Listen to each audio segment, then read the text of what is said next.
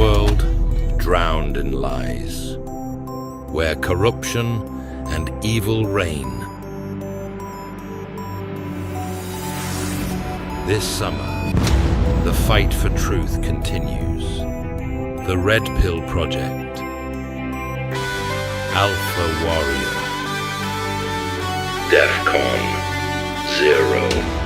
Another head hangs slowly, child is slowly taken. The violence causes silence. Who are we taken?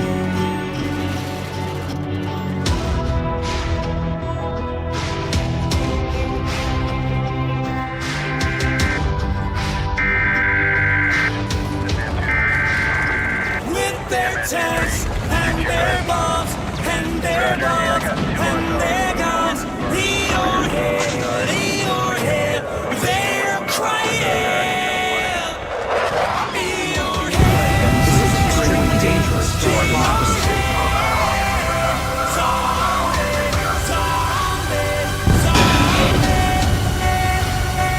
What's in your head?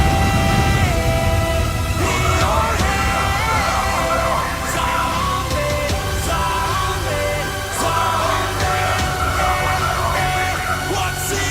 Our movement is about replacing a failed and corrupt political establishment with a new government controlled by you, the American people.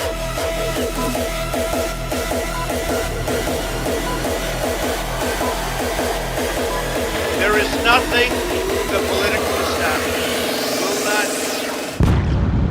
do. DEFCON ZERQ. That's so fire. I love it. I don't care how many times I see it, bro. It is fire every single time. You guys, welcome to DEFCON ZERQ, unfiltered, uncensored, unfolding. Me and my brother Josh Reid, the human encyclopedia. We got a treat for you guys tonight. We got a guest that we're going to bring on the first portion of the show. Now, check this out. We got 3 pretty cool sponsors tonight. So we'll do one right now. Then we'll bring Brad on. And then after Brad, we'll do another sponsor as we transition into the next part of the show. And then we'll close out the show with another awesome sponsor. And that's the way that will run. There's a lot of new faces and voices coming to watch the show tonight. So thank you, you guys. And here's the thing. Smash that thumbs up. Go and leave comments. And let's see if we can get Rumble to pull us into... I will try not to go on any epic rants like I just did on my show.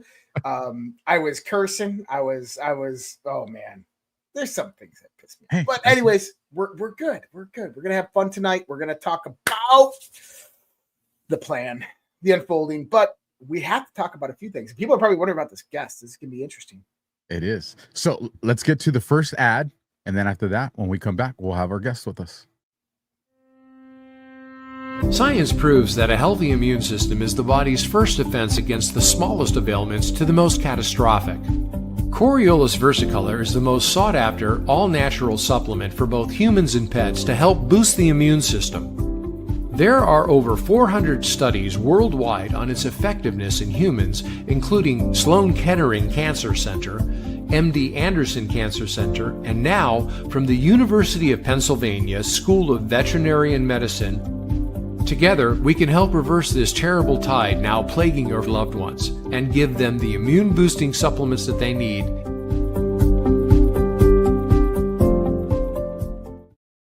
You know, we love those guys.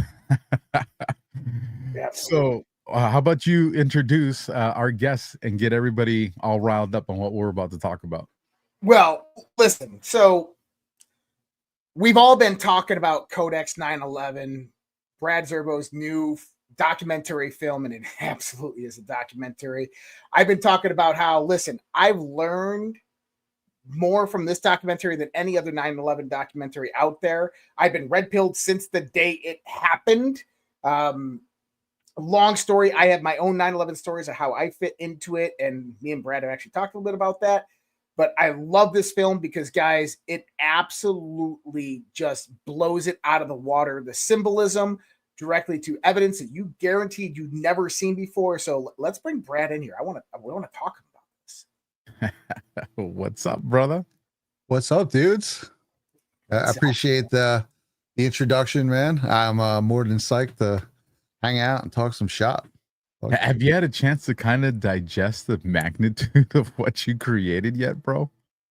It's starting to hit me a little bit, yeah. And you know, I knew I had something good on my hands. Obviously, I've been thinking to 9/11 for almost a decade at this point, and I knew I had a good collection of a lot of the things that are a lot of people are pretty much in agreement on, right? And I really wanted to present them in a certain way that my editing skills would allow me to. But then, man, I kept running into a lot of stuff where I'm like, whoa, and I was like, all right, here we go. And a lot of that was from digging into the documents. So I did feel like it had a kind of a geopolitical situational bent that a lot of times isn't really focused on in these, which we geek out over, right, on Badlands, that type of stuff. And I just think it's the perfect marriage of the what actually happened and what was the situation around it, which seems to tell the maybe who might have been involved part of it. Well, and that's one of the things I wanted to ask you, because you didn't necessarily point a finger, but you left it open to interpretation. Yeah. And you definitely covered some different angles. And I agree with you on all of those angles, but I'm kind of curious in your mind how it all melds together. Yeah, see, it's hard to say, right? Because I feel like I was trying to get as much things that definitely happened, right? Here's vettable stuff. This is the documentation or the footage. And then as far as like specifically pointing fingers, you know, I have things. Obviously, there are people who are in this film that you could probably assume, I think at least may have been partly involved, but it's like you don't know. So I feel like here's a bunch of stuff that happened, and I allow everyone to draw their own conclusions, basically. So this is what I got from it, because you mentioned the JFK assassination in it. Now, if we go back with what we know of right now pertaining to the JFK assassination, number one, we know Lyndon Baines Johnson was absolutely involved. We know the mob was involved. We know the CIA was involved. We know even the Russians were there and the Cubans were involved. In other words, there's a lot of different factions that wanted Kennedy removed, and they all collaborated to make it happen, and they all benefited after. So when I look at September 11th, I see the same scenario. There's a lot of different factions that wanted this military-industrial state to happen. They wanted destabilization in the Middle East. They wanted control of the resources.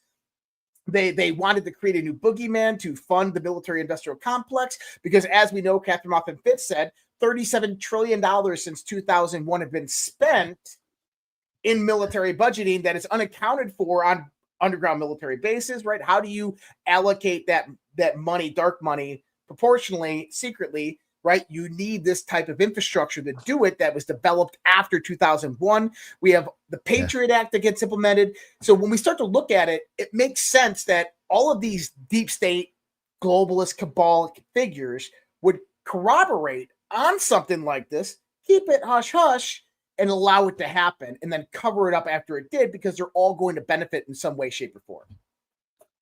Yeah. You're nailing it. This is very much exactly how I feel. All these things, a lot of people seem to come together. And I think in some ways, right, there are the people at the very top who basically have their assets in a lot of different places. So when it comes for the big projects, they're calling on as much as they can. And they kind of work hand in glove with each other. But overall, it's chaos, right? If you have this, like you're saying, destabilizing the Middle East, and with the money that can just be totally lost in the chaos of it all, whether it's financial aid or military aid or just any sort of black projects that are being kind of approved behind the scenes under the guise of we got to get them, then it's just a license to steal American taxpayer dollars. We know there's a lot of talk of, I don't talk about this in the film, but there's a lot of talk of gold that went missing from around the towers, right? A lot of talk of gold that that was taken from Iraq. There's many, many facets of all these things. And I think I see something like this, like the war on terror, right? It's an ambiguous enemy. It's not a single, let's go fight this one person, either he wins or I win. It's something that, as we saw, it's still technically in some capacity going on, could be just done forever. This is sort of what they lost in Vietnam, right? Vietnam was going on forever. You take a hill, you give it back the next day, and a lot of politicians made their careers off it. There was a lot of money that went around it, and then it got ended. So this, to me, is like the better version to these people of Vietnam. It's a war that goes on forever. The war where you can just disappear money all over the place. Something we've learned. See, this concept actually really first came to me from the Q drops. So this is the perfect show. But the Q drops inspired Codex 9/11, by the way. Drop 117 and one was like 54, 145. I forget what it is. Right around there when they're like talking about Halliburton and Bin Laden's handler and all this stuff. That started my whole mind meld to 9/11. I didn't really even think about it before then.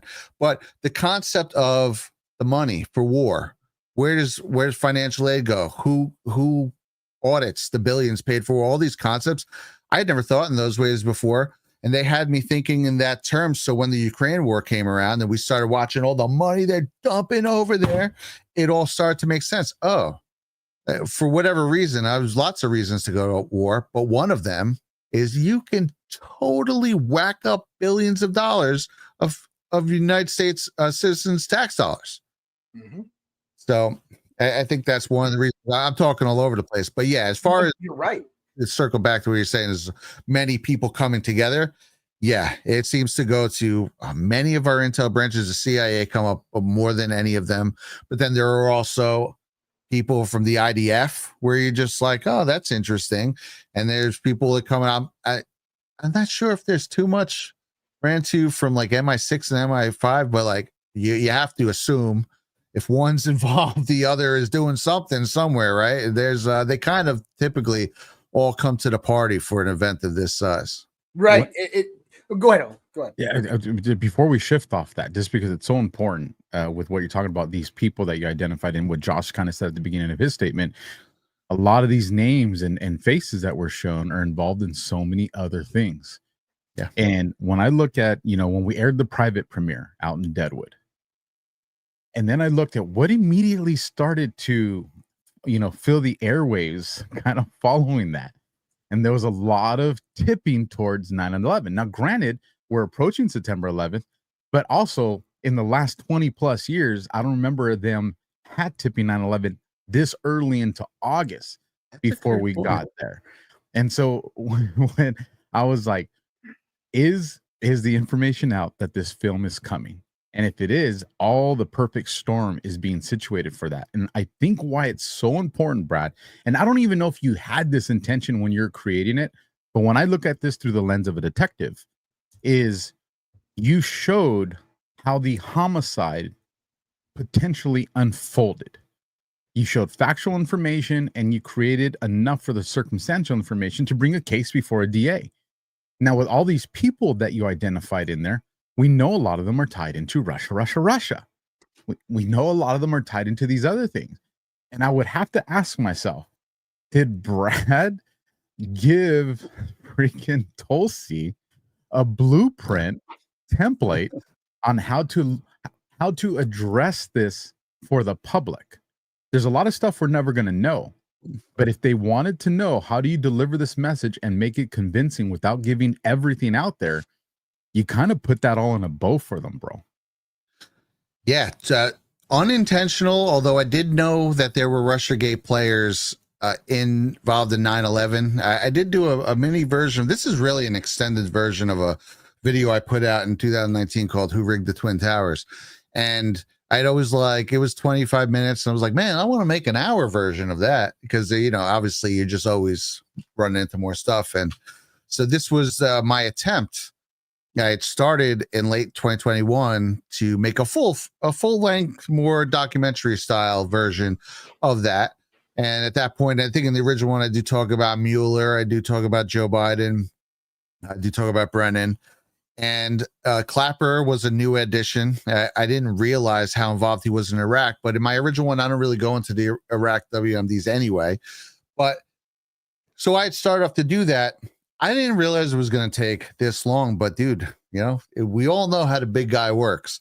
The fact that timing was awesome. Finally finished this thing right at the same time that Russiagate is all bearing down on their heads, and then they're all have their own individual little pieces of the puzzle for this. Freaking perfect, dude. I could not have planned this better in a million years. So I got a question to ask. I want you to so there's 2 Q posts that I've been looking at a lot lately, 4675 and 4674. These are September 11th, 2020 posts. John Brennan treason, James Comey treason. Yeah. Now, it's interesting because I've broken this down from the Q boards. Dan Scavino posted something a few weeks ago with John Brennan, clown, and James Comey, Trump, sunshine, right? But I always wondered, why did Q do that on September 11th? Now, you mentioned John Brennan and his connection to all of this. Now, I don't know if the audience knows this. Does anybody know where James Comey was during September 11th? Okay, so the Comey stuff I didn't run into too much, but I wasn't explicitly looking either. I feel because of those posts that he has to be involved somehow. And if you know the connection, dude, I'm dying ready to for hear. this? Yeah. So during September 11th attacks, he was the U.S. Attorney of the Eastern District of Virginia, directly overseeing the DOJ response to the Pentagon September 11th attacks. On January 1st that year, he moved to the Southern District of New York and oversaw the 911 response to New York City for the DOJ. Wow, dude. Okay. I should have dug into James Comey then. Holy shit. But That would have been does great. this make sense now? It certainly does. Oh my gosh. That is freaking, they were all involved, dude. It's every one of them. You saw the dates on that too, right? Yep, September 11th. And that's September what I 11th. said. First arrest, September 11th. The 2 towers. Oh my gosh. Now, dude. John Brennan. So John Brennan was the CIA I didn't even station think chief about it like in that. Saudi Arabia during this time, right? Yes. So yeah, from 96 to 99, he was the station chief, which if people don't know, station chief means he's in head of all CIA operations for the entire country of Saudi Arabia. And 15 to 19 hijackers got their visas through Saudi Arabia. 11 of them got them through the consulate in Jeddah. And I believe the other 4 got them right in the Riyadh office where the station chief was stationed.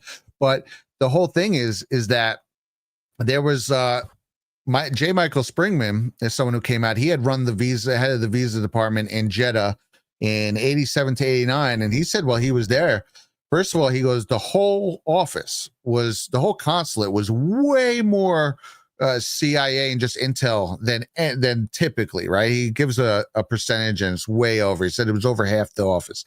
He said that when he was there, he kept all these things he was flagging that were like clearly like suspect, right? And they get a lot a day, but he had a lot. And they'd come in and they'd tell him, no, you're pushing that through. And he realized that they were pushing through their assets, and he was looking into it after it was really weird, and he kept pushing back, and eventually he got let go before, I think, because he kept opening his mouth. And so he, in the early 90s, then he starts looking into it, and he found out that this is where they were running their Operation Cyclone recruits through there, getting them visas, training them, and then sending them to the Afghan war or just using them for whatever. This is just their Afghan assets. So that was being run through the Jeddah consulate in Saudi Arabia. This whole program, John Brennan was working in that consulate in the early 80s, directly during Operation Cyclone. And then in the 90s, he becomes the whole chief of station for all of Saudi Arabia, overseeing everything. He was there till 99, and the visas, they started getting their visas in 99, and then most of them were in 2000, but that all starts in 99, and that's just like Brennan's territory right there. Yep. And those are his boys. So I suspect that he had a hand in kicking off in that, because I think they're really just recruited assets at this point, the hijackers. So this is interesting because some of the information that I have on Brennan is that he was overseeing all CIA operations in Pakistan in the early 1980s. This would have been like 81 to 83, I can see that too. Right? Yeah. And so this is the same time that Barry Soetoro, Barack Obama, visited Pakistan. Now, this is interesting because if you go to the Q post and you look up the Analysis Corporation, TAC, this is John Brennan's company. Prior to the 2008 presidential election, a member of the TAC company, the Analysis Corporation, a former Army veteran, broke in to the U.S. Records and Archives and stole Barack Obama's passport information, altering documents about his travel between 1981 and 1983, specifically about him going to Pakistan. That gentleman was caught and arrested and committed suicide in his car, single gunshot wound to the head, and never talked. But the company was run by who? John Brennan. Wow. And the ISI in Pakistan is how they were funneling. They were taking the money through Saudi Arabia too, but they were funneling it to the Mujahideen through the ISI in Pakistan. Now, one of the other key points about that is one of the reasons why the CIA wanted to go back into the Middle East massively was because of the heroin trade. We got to remember when Al-Qaeda came in the 1990s, led by a much of the bin Laden stuff, they decimated the heroin and the poppy fields, and they kicked a lot of the CIA out of Afghanistan. So this was their way back in. Yeah, I saw a chart one time that's showing like a bar graph, and it's showing like the amount of poppy or opium, I guess, that was coming out of Afghanistan. And when it shows when the Taliban get into power, and like it's like 99, early 2000, it goes down to nothing for 1 year. And then 2001, it spikes back up. And it's like, isn't that interesting? And you guys, I think the three of us are all around the same age, right? I just turned 45. I remember the 2000s, like pills and heroin. I was about to say this. Major resurgence, in at least in North Jersey. And dude, I mean, I know I could probably sit here and think of 10, 15 people who didn't make it out of their 20s. Like I remember it ripping through was all these Roxas sets. They were like 30 milligram Percocets. Yep. Yeah. And then a lot of them Oxys. Right, the oxys, and they start on that, and then a lot of them descended into like actual heroin and just checking out. And it would sort of rip my neighborhood up for a long time, for about 10 years. And that's all in the wake of the September 11th. I mean, it seems like it could be totally related. Now, you know what's interesting about that is around the mid 2000s is when the government started to pull it back off the market, and you couldn't get the prescription easily. So what did all of those people turn to? They turned to street heroin and fentanyl, and this is where we end up with the crises that we have today. Now, think about a transnational criminal organization that's in the gun, drug, and money laundering. Where is their business operated? It's operated through the drug trade. That's one of the easiest ways to launder money globally, in the sense of the exchange of direct cash. And this is what the CIA's primary business. When we say CIA, people, we're not talking about the CIA proper. This is kind of like the holding spot. We're talking about all the NGOs, organizations, think tanks that operate for government contracts underneath the intelligence apparatus that really run the transnational criminal organizations that do all of the dark money transactions and funding and processing, and help to move that through various different shell companies, right?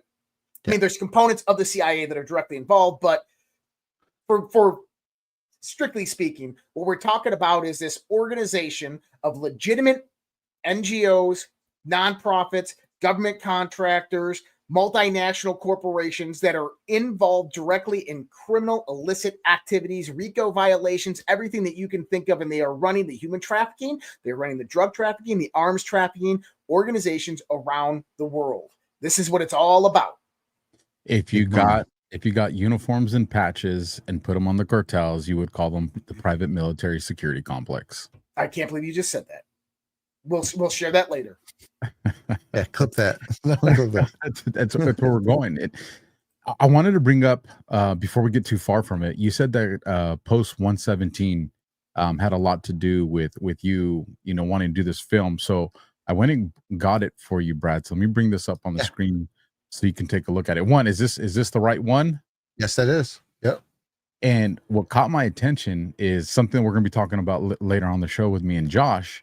Is right here on the second line. How is Aloid and BO tied to Huma? And that's going to go into some other posts that were put out yesterday and today. But to bring it back to you, was there anything specific or just this post in its totality that inspired you? Yeah. So if you scroll down, let's see. There it is. What occurred little on more. post 9/11? Okay, yeah. So see, how is Alaweed and Bush Senior, Junior connected? They're all connected by Carlisle. So one of the things I put in there when I was doing the Carlisle dig is one, Bush Junior. He did work for them. They put him in charge of an airline service company while he was there, and actually it wound up being run to the ground. Basically, with private equity, they're buying companies that are already going into the ground. They're trying to fix them up. So it's not necessarily indicative of his running it, but that was one of their failed ventures. But he worked for them. Bush Senior obviously was there. He was there with Shafiq bin Laden on freaking September 10th, and so that's the connection there. Because Alaweed, his purchase, they helped him do a major purchase of Chase, which is kind of what put Carlisle on the map in the early 90s. So that's that connection. And then you talk about like what occurred post 9/11. You talk about like the war and all that wars that we entered to Afghanistan. So that gets you digging on Afghanistan. And you start seeing like who financed 9/11. Well, first of all, there's a lot of money missing, right? I don't know what the exact questions of these. It could be part of the 2.3 trillion of things that they couldn't track, right? They couldn't track some of these purchases. That could have a thing to do with it. And maybe it's tied to the Halliburton KBR a little. Maybe it's tied to Carlisle. A lot of people did make a lot of money. So that it's funny that they say that right after that, because it also could be implying that Alaweed had something to do with financing it. That's almost how they're wording it, in my opinion. But you know, I don't find a paper trail too much to the actual financing of it. But nevertheless, this got me thinking. This post right here got me thinking about September 11th as in a way I had never in my head before. I didn't think about it too much, right? It happened. It was emotional. We were like, we got to get these people. They kind of handed us what it was freaking day one, which seems so absurd in hindsight, but you know, we didn't know. And we were like, all right, we got to get them. And then that's it. You just go on with your life and you're just like, yeah, all right, we're kicking terrorist ass in the Middle East. I have so many friends who joined the Corps after that, or actually various branches, but most of them joined the Corps. And my brother included. And it was just like, that was that. And it's just something you didn't think about. And man, I love GW. And to this day, I find it hard to slide on the guy. He's a likable guy, you know, whether you not. And it's just, man. And then you start, I knew enough about the Q drops. I found the Q drops. Well, they were showed to me on November 5th. So it's day 8.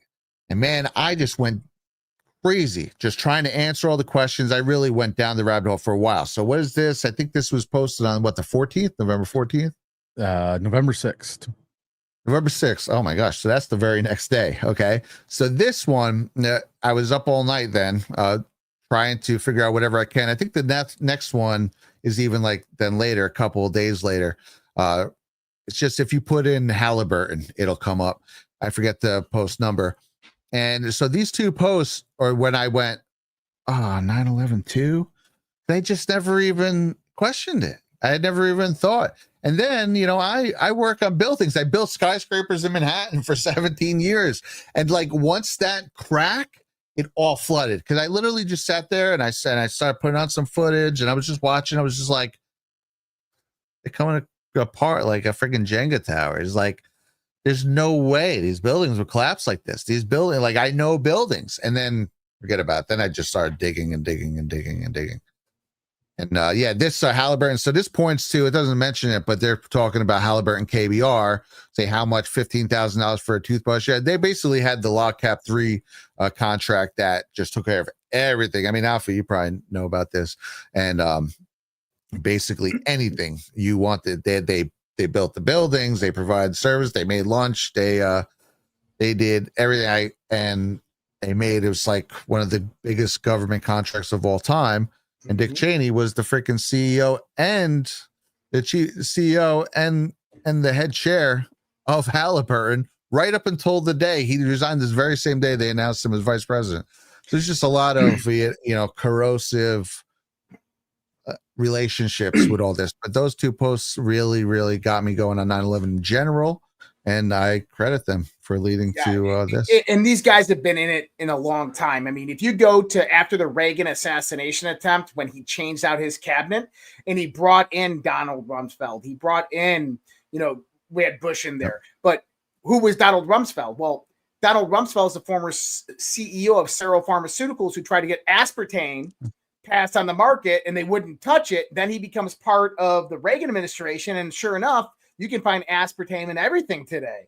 That's how these people operate in the context of big money and the fascist infrastructure that was created after the business plot. If you even go back to the 1940s with everything that happened there with Prescott Bush. And so, I find this interesting. Dug up Geronimo's bones. Well, yeah, there you go. Skull and bones.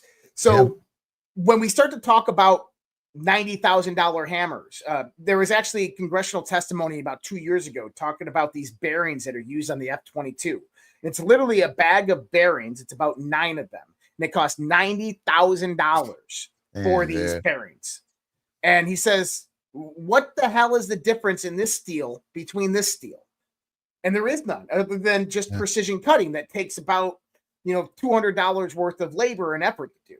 But this is what people have to understand, that how these corporations funnel this money out of the government and then how that gets allocated into black money funds and then distributed into secret projects to go out there and build some, MQ-9 modified Reaper drones that look like United Airlines and American Airlines planes that are loaded up with a Tomahawk warhead that fly directly into a tower that produce an explosion that is timed sequentially after about an hour and a half to come down with explosives to make it appear the Hollywood effects of it all happening.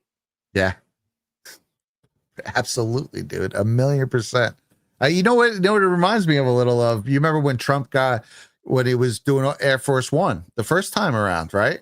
They wanted to charge him. They wanted to pay this exorbitant amount of money. I don't know, it was like $5 billion or something insane. Don't quote me on the numbers. And he was like, dude, there's no way I could get this done for X amount. And he did. He saved a whole bunch of money. And that's what they're trying to cut. See, when I originally voted for Trump, before the Q drops, I was just like, I was really like, hey, man, we need a businessman. This is a smart guy. In my head, I was like, I wish he'd go in and audit Washington. Well, he did it, and they're still doing it. And that is a part of it. But then obviously we learned it was much above that later on. But now, do you remember the early Trump Alex Jones appearances where he talked about September 11th? Like when he was running? Well, so prior to him running, no. 2012, 2013, he did some appearances on Alex Jones. And sometimes he'd be asked about September 11th. You got to remember, Donald Trump's a builder. Anybody knows that those buildings did not come down from two planes. It's Donald Trump. Didn't he want to replace them? Like, didn't he want to pick up? I don't know if it was the contract or the planning. Didn't he want to do and make them even bigger? Yep. Yeah. He had scale models and everything. He proposed it, and they knocked it down. And I got to tell you, man, everybody in New York and New Jersey wanted to put those buildings back exactly the same. The Freedom Tower was woefully unpopular. I still don't love it, to be honest. I mean, I guess it's cool, but it's just like, no, man, we want the towers. It's weird. Right. Now, I love this little piece here. It's something that I was mentioning to you, that people don't realize that in Trump's administration right now, there's a direct connection to September 11th. Oh, really? There's a direct connection right now in the Trump administration of a man who knows the truth of what flew into the Pentagon. And I'll say this because he was an Air Force pilot. He was one of the 2 pilots over Washington, D.C., under the command of Major General Worley, which I knew Major General Worley in Washington, D.C. in 2008 before he died. Okay.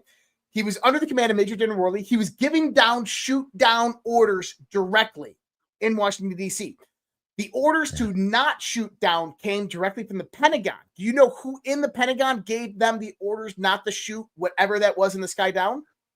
Well, I see the chat seems to know. Why don't you confirm for them? Dick Cheney's the one that told Now Major General Dan Kane, the chairman of the Joint Chiefs of Staff, not to shoot down whatever that was. Now, Dick Cheney is the vice president, has zero military authority or command power, but he stopped this man from shooting down whatever that was in the sky.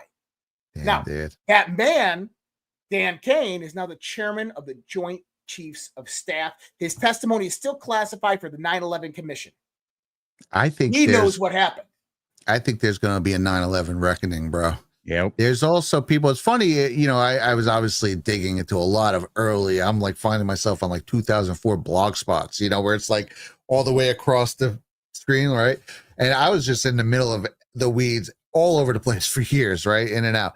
And some people that they were like one of the early people, they were like talked about in the same breath as Silverstein was Howard Lutnick, another person in the administration, but because he wasn't there that day. But man, when you look into his story, like I look at him as a victim of 9/11. I've already told it on a couple podcasts. I think you could add him to the list of people who want vengeance. He lost his brother. He lost his best friend. He rushed down there after it happened and got caught in the collapse, was there with the blackened smoke. He ran into a freaking, I think he ran into like a van or something and then like had to hide under it. I think there are a lot of people right now who want to see whoever the F did this to go down big time. And that's another one. So Raising Cain, Lutnick, Trump himself. Then there's other people, right, who joined and went into this because of the attacks, who probably, I think, who were probably affected by it. So it's, I hope it's going to come out, man. And it's funny because you were saying like how things seem to be posturing around it, right? Tulsi Gabbard keeps mentioning like, well, you know, this office was created in the failures of 9/11. Then, okay, and here's a weird thing. So I was putting together the Clapper part, right? The Clapper WMD's part. And I have his book, right? And I got it all ready.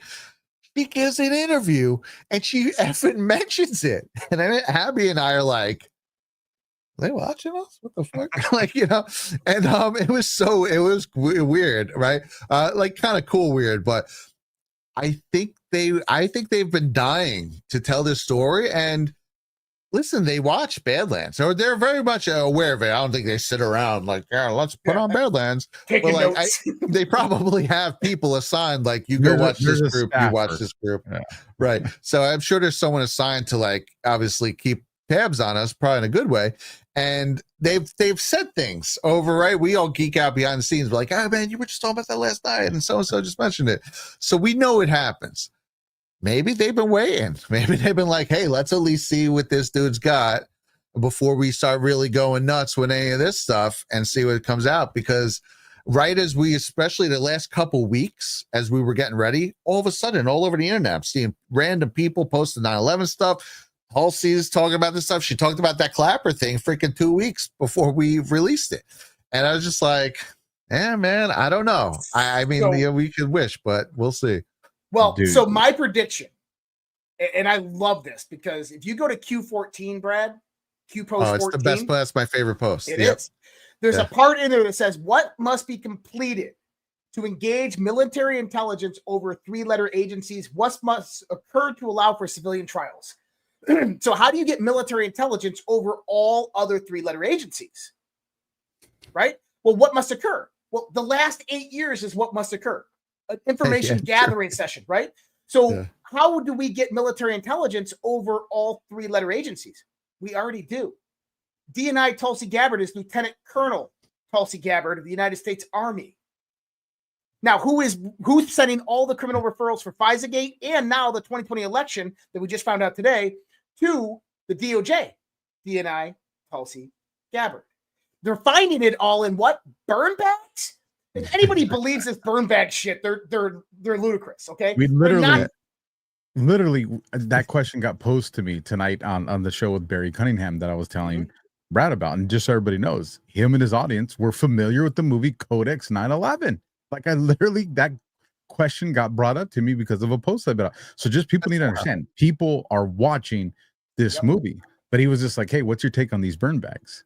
And I told him, me and you talked about it, Josh, is I said, listen, there's no way that, first of all, the accountability for this type of, what we call OPSEC, If you look at the local level, what we would do in the investigations, if I was running, some type of injunction, there was certain rooms where the chief had a key and I had a key. No one else had a key. That's it. And then when the operation was over, it was signed by him. It was signed by me. There was a date and a time for a key, for the access of the room. You don't think that kind of security is being implemented in these FBI buildings, the DOJ? Absolutely it is. So there's no secret room that's going to have leftover burn bags in it. It's impossible. Not going to happen. But then why are they saying it? Because the bad guys, Brennan, Bolton, all these guys, they can't come out and say, we know you didn't have it because we destroyed it. They can't. We destroyed it during the 4 years of Biden. We got rid of it, so we know you don't have it, but how do you have it? Because now it's showing up. And it goes back to military intelligence. The military intelligence being collected over the last 20 years was inadmissible in court. They couldn't use it to prosecute them. Why? Because it was illegally obtained. So how do you enter evidence legally? Military intelligence at the top of the DNI, Director of National Intelligence. She finds it in burn bags, hands it over to the DOJ with criminal referrals. Now you got criminal prosecutions. And conversations with tribunals, military intelligence lawyers. So what will we see around September 9th and September 10th? Maybe they're going to find a burn bag full of classified 9/11 documents. I love it, dude. You know what? I wonder if that's what they were looking for on the raid on Mar-a-Lago. That they knew they had. At very least, I think they knew they had stuff that would burn them, and that they were trying to find excuses to go search. They already destroyed everything else immediately when they got in the office. They burned it all. They're like, what does Trump have? If he's got stuff, we need to get it. We need to burn it. Exactly. Right. Exactly. Burn as much as you can. And maybe they were even panicking, like, I can't find blah, blah, blah. Where is this? Oh my God, he has to have it. Right? Are you sure you burned those floppy disks? Like someone called Hillary with bleach bit. Did you do it right this time? No, 100% they're panicking it. Brad, before we let you go, and I know we kept you here a little bit, is there anything else about the movie that you want to bring up related to Q that maybe you haven't had a chance to bring up? I mean, probably if I was thinking about it, obviously, Q has been pretty much my life since it happened. There's no drops anymore. So, I mean, I'm not actively doing any Q decodes really, I never did Q decodes. I would do Q digs. I would do he asked questions.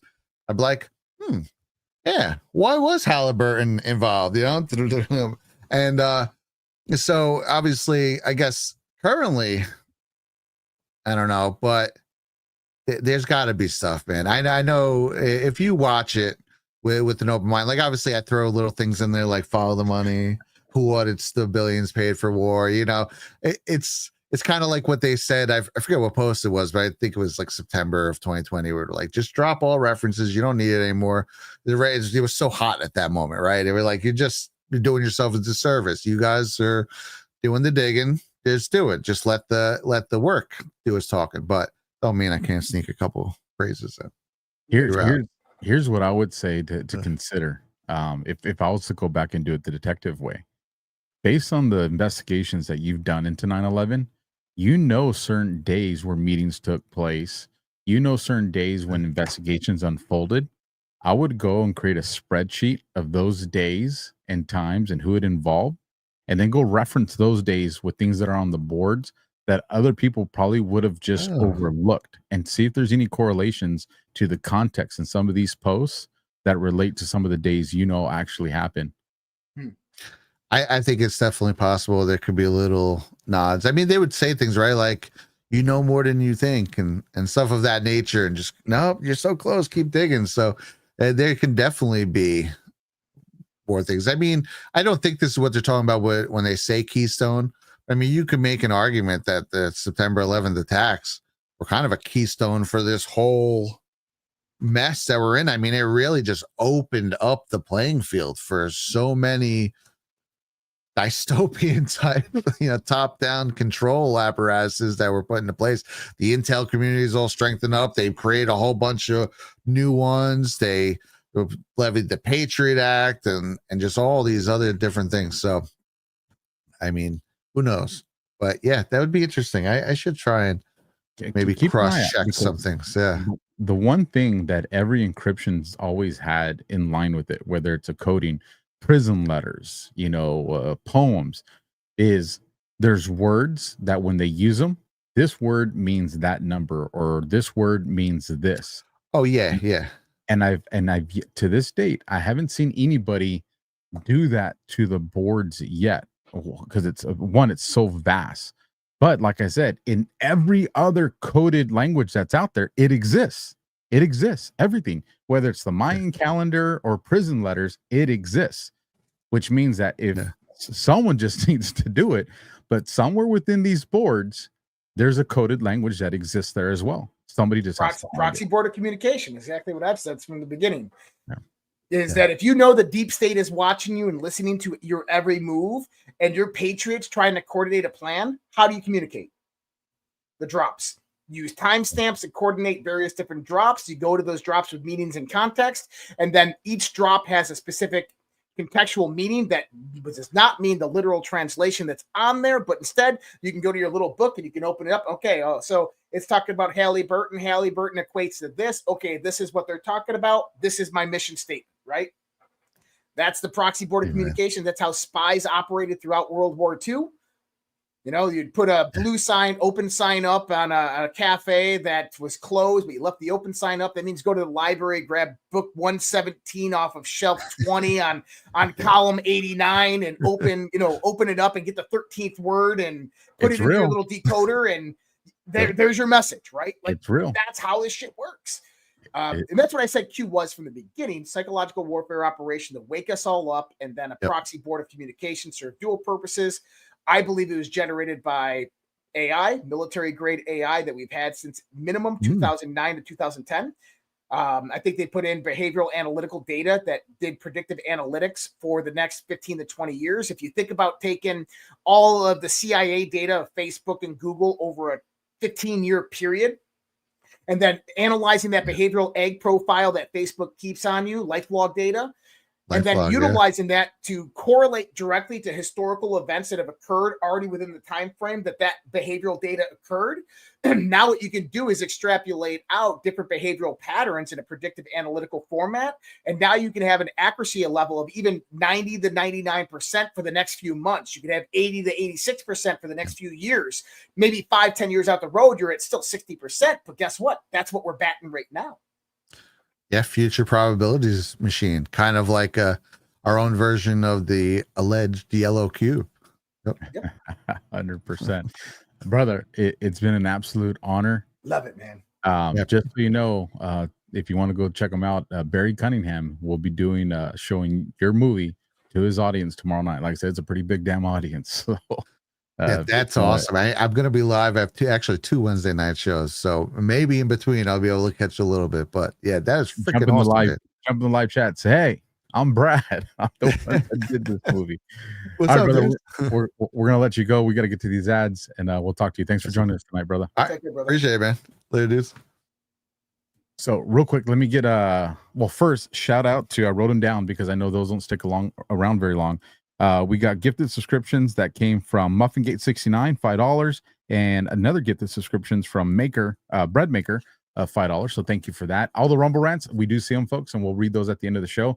But this next sponsor, we always get excited about because it is one of our own, folks. It's often been said that politics is downstream from culture, but perhaps we need a slight amendment. Politics is culture because culture is everything. And culture starts with stories, which is why we need to take them back. Burning Bright Publishing is one such attempt, along with its debut novel, Saving Soul, an action-packed martial arts epic. Originally pitched as Daredevil meets Bloodsport, Saving Soul tells the story of Akil Prince, a prize fighter who decides to stand up to the ruthless Hachinin, one of BB's characters. When the same crime syndicate that killed his master threatens the few friends that he has left, Akil decides to make a stand, entering a dangerous game of hunter and hunted. A bloody revenge tour that will push him to his limits and put his martial skills to the ultimate test. And the near future for Far East, where heroes are hard to find, Akil discovers that a little bad might do a world of good. Support the launch of a new independent American published housing backed by Burning Bright's Kickstarter campaign for Saving Soul. the first book in the Sword Punk trilogy and get a premium signed, leather bound, and foil stamped collector's edition of the book shipped straight to your door this fall. This limited campaign runs through the end of August, so time's running out, folks. This is the final week of the campaign.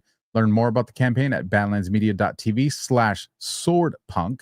That's badlandsmedia.tv/swordpunk, where in the war of stories, and we have better writers. That's one of our own folks, so go out there and support them. So with that, you guys were mentioning some stuff, and we talked about it a little earlier. So I want us to rewind to get back to that. And hold on, let me put another sponsor that's up here. I didn't want to have them over Brad's face earlier, so we'll put them there now so we can have them. Let me bring this up on the screen, and this is going to bring us right back kind of to the conversation we were having. Pam Bondi on her X post this account. It says over 1,000 arrests and more than 100 illegal guns seized.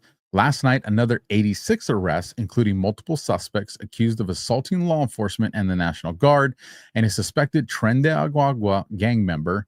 Every day, our mission, we are making DC safe again. And then it has this, making DC safe again with 1,007. Bro, that is a odd way to post a number on a chart. Why would you not just push 1,000? No. 1,007, because we're going to drop the zeros, and when we drop those zeros, we're going to get a freaking 17. And then you got 111, and then of course, for those that are watching, the screen right here shows 4:09 a.m., but that's my time, so that would have been 7:09 on over there on the East Coast.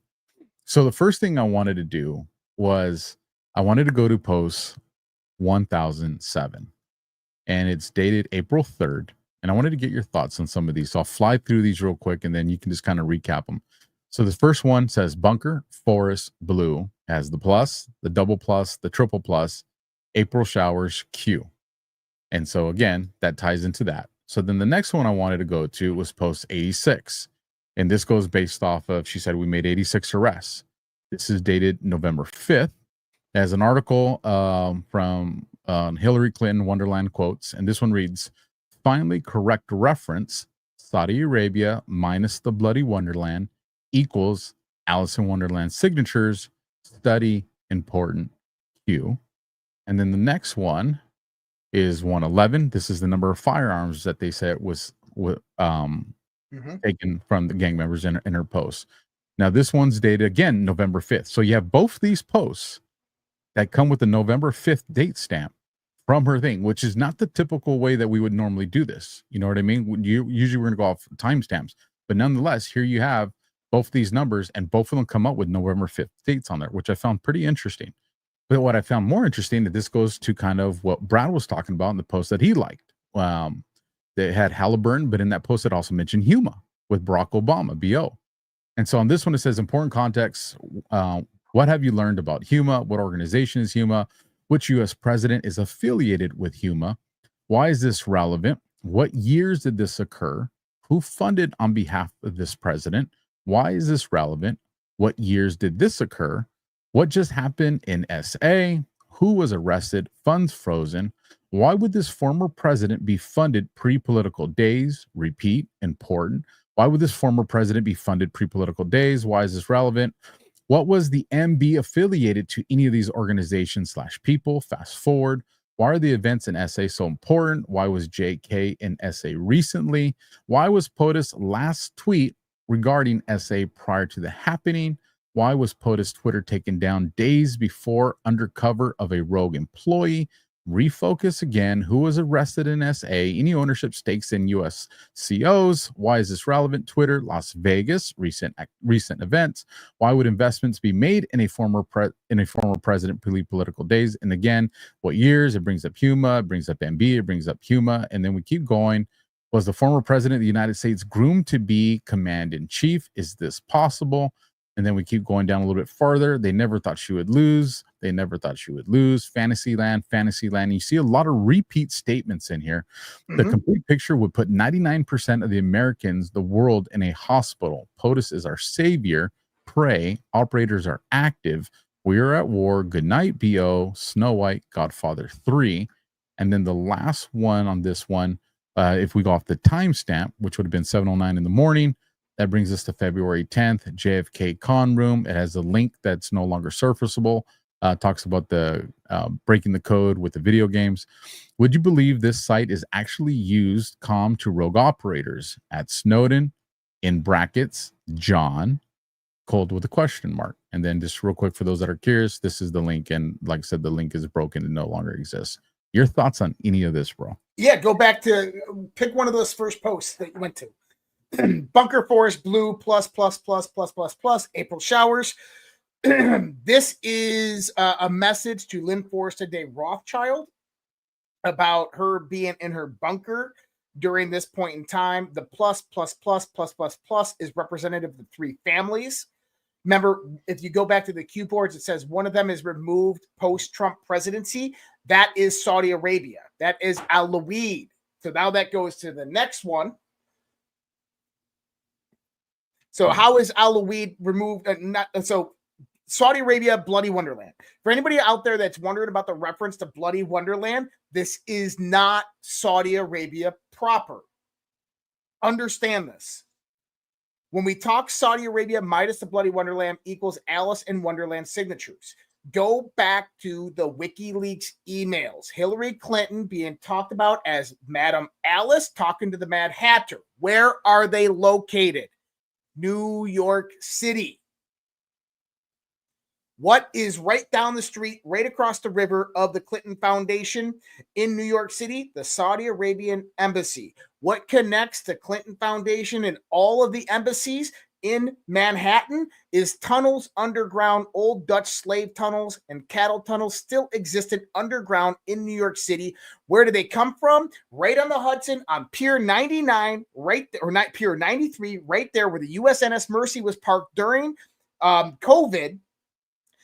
Right under there, there's a tunnel entrance directly into the old Dutch and cattle tunnels that leads directly underneath to all of the buildings, directly to the Clinton Foundation, directly to Saudi Arabian Embassy and all the other embassies. What was Bloody Wonderland? Think about human trafficking. Think about child sacrifice. Think what they would do with these. You ever seen those videos, Alpha, of like, I don't remember the names of them, but like, the CIA agent, former CIA agent, whose daughter gets captured by human trafficking organizations, and he goes into this one place to purchase, and they opened up a curtain show. And in the curtain show, all the young girls come out and dance around and prance around, and then the people can buy them. There's usually the Arabs there standing there trying to buy them. That's the Bloody Wonderland. That's Saudi Arabia. That's where a lot of these kids were taken on the markets. It's the embassies that were utilized for this. So Bloody Wonderland, Wonderland itself is New York City. And I broke this down in one of my famous QD codes, New York City tunnels, Wonderland. And we went deep into this. Now go to the next one. You got to remember, who is the Saudi Arabian person that was most prominently in the United States, heavily invested in the United States? This was Al-Laweed.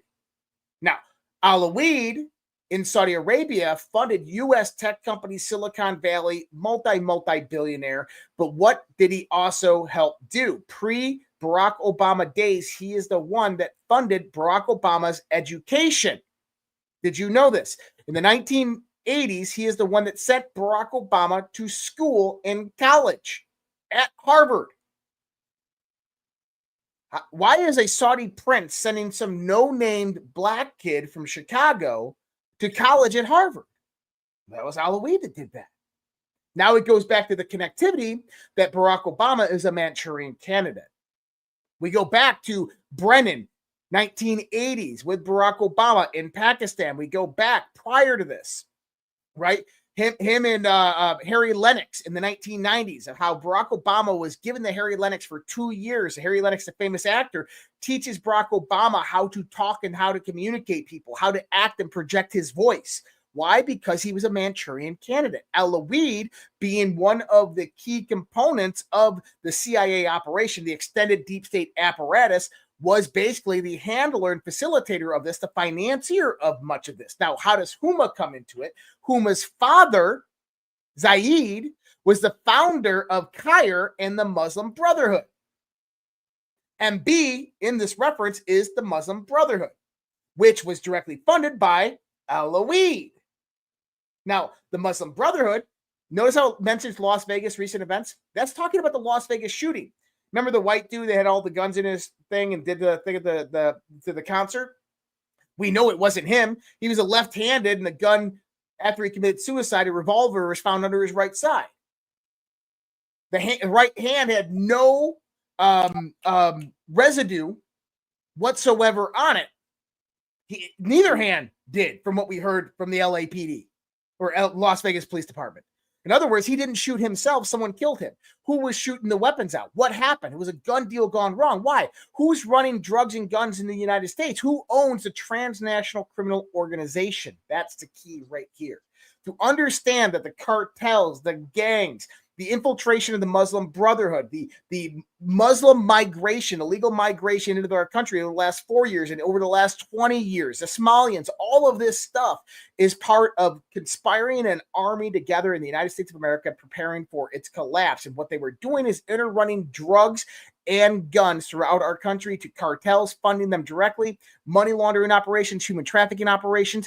It is these high-level people that we're talking about, the powerful elite, that run these transnational criminal organizations, like the human trafficking, like the terrorist activities, right? They are heavily invested in the defense industry. So when there's a promulgation of war, they're funding a terrorist organization that goes and bombs the U.S. embassy. Now the U.S. goes in there and bombs the shit out of Afghanistan. Well, guess who's making money on their stock prices going up on Lockheed Martin because they own 3% of the company? Al-Qaeda. These types of people. So this is kind of what this is all about. But in the other context, is it's wrapping your mind around this hidden world and hidden society that is really the base infrastructure of criminality throughout the world. It is the transnational criminal organization that is organized throughout the entirety of the world, that is operated like a feudalistic society. What do I mean by that? Is that each region and district throughout the world is segregated into context of ownership, kind of like you would have a lord overseeing this feudalistic property. New York City, the governor who ran over the deep state infrastructure of that area was Hillary Clinton and the Clinton Foundation. This is why she was Madam Alice, because she named her place Wonderland. So you can go in and you can start finding a lot of different contexts about this. Megan Walsh talks about this specifically with her father. As sheriff, he was part of these cults and organizations, and he was risen up to sheriff, put in that position to run those operations. We know this about the Las Vegas police chief, who then just happened to be the Maui police chief and oversees two massive incidences, one the Las Vegas shooting, the other the Maui fires. Why was he placed in those positions? Karen Bass, right?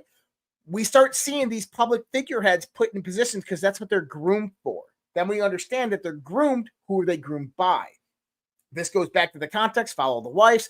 This goes back to Q's post that says the NWO, the N does not equal new, it equals Nazi, the Nazi world order. What we are talking about is a group of evil that's been on this earth for millennia. They've ran various different cults throughout history, evil cults. The Rothschilds are the most kind of recent expression of this dark cult, and they've spread out their tentacles throughout the entirety of the world, utilizing various different people. So when you hear John Kerry or Barack Obama or John Brennan talking about our democracy, our country, they're not talking about the United States of America, you and me. They're not talking about our Constitution.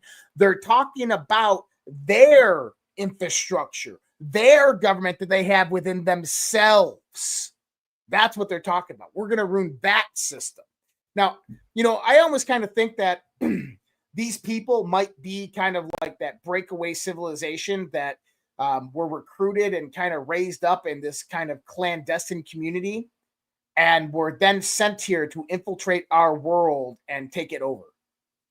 I just almost feel like that's the case at some points. I don't know. It's just kind of throwing that out there. Well, I'm there with you. And I want to go in between these two statements because then she updated that meme with new numbers.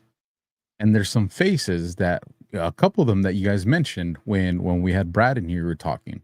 But you've also seen, and I want to go into this conversation in between these two conversations. It'll make sense. We were talking about Trump deploying 1,700 National Guards. There it is. Okay. And one of the things that you brought up, and a lot of people haven't caught on to this, is when you do the math, those National Guard members being sent to these different locations throughout the country, it comes to a very insignificant number, unless it's a special task force team. Do you want to kind of talk about that? Yeah. And the reason I want to bring it up is because if you look at, let me stop this screen, and I'm going to bring up another screen to show you guys. And shout out to Nikki. She's the one that found these and shared it with me. Somebody else had shared these too. But what this is right here on the screen is these are drug trafficking routes. Yep. And if you were to get a weapons trafficking route and overlay it, it's pretty much similar. And then if you were to get a human trafficking route and overlay it, it's pretty much similar. And it just so happens that a lot of these arrows target cities and states that Trump is deploying the National Guard to.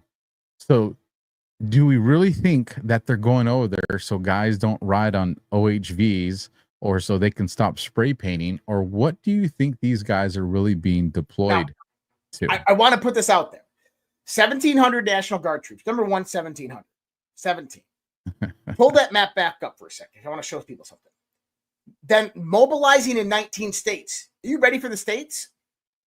Alabama, Arkansas, Florida, Georgia, Idaho, Indiana, Iowa, Louisiana, Nebraska, Nevada, New Mexico, Ohio, South Carolina, South Dakota, Tennessee, Texas, Utah, Virginia, Wyoming.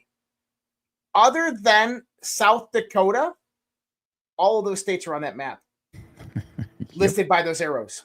Because I was wondering, why wasn't Minnesota on this map? Because you got Minneapolis. That's a pretty massive city.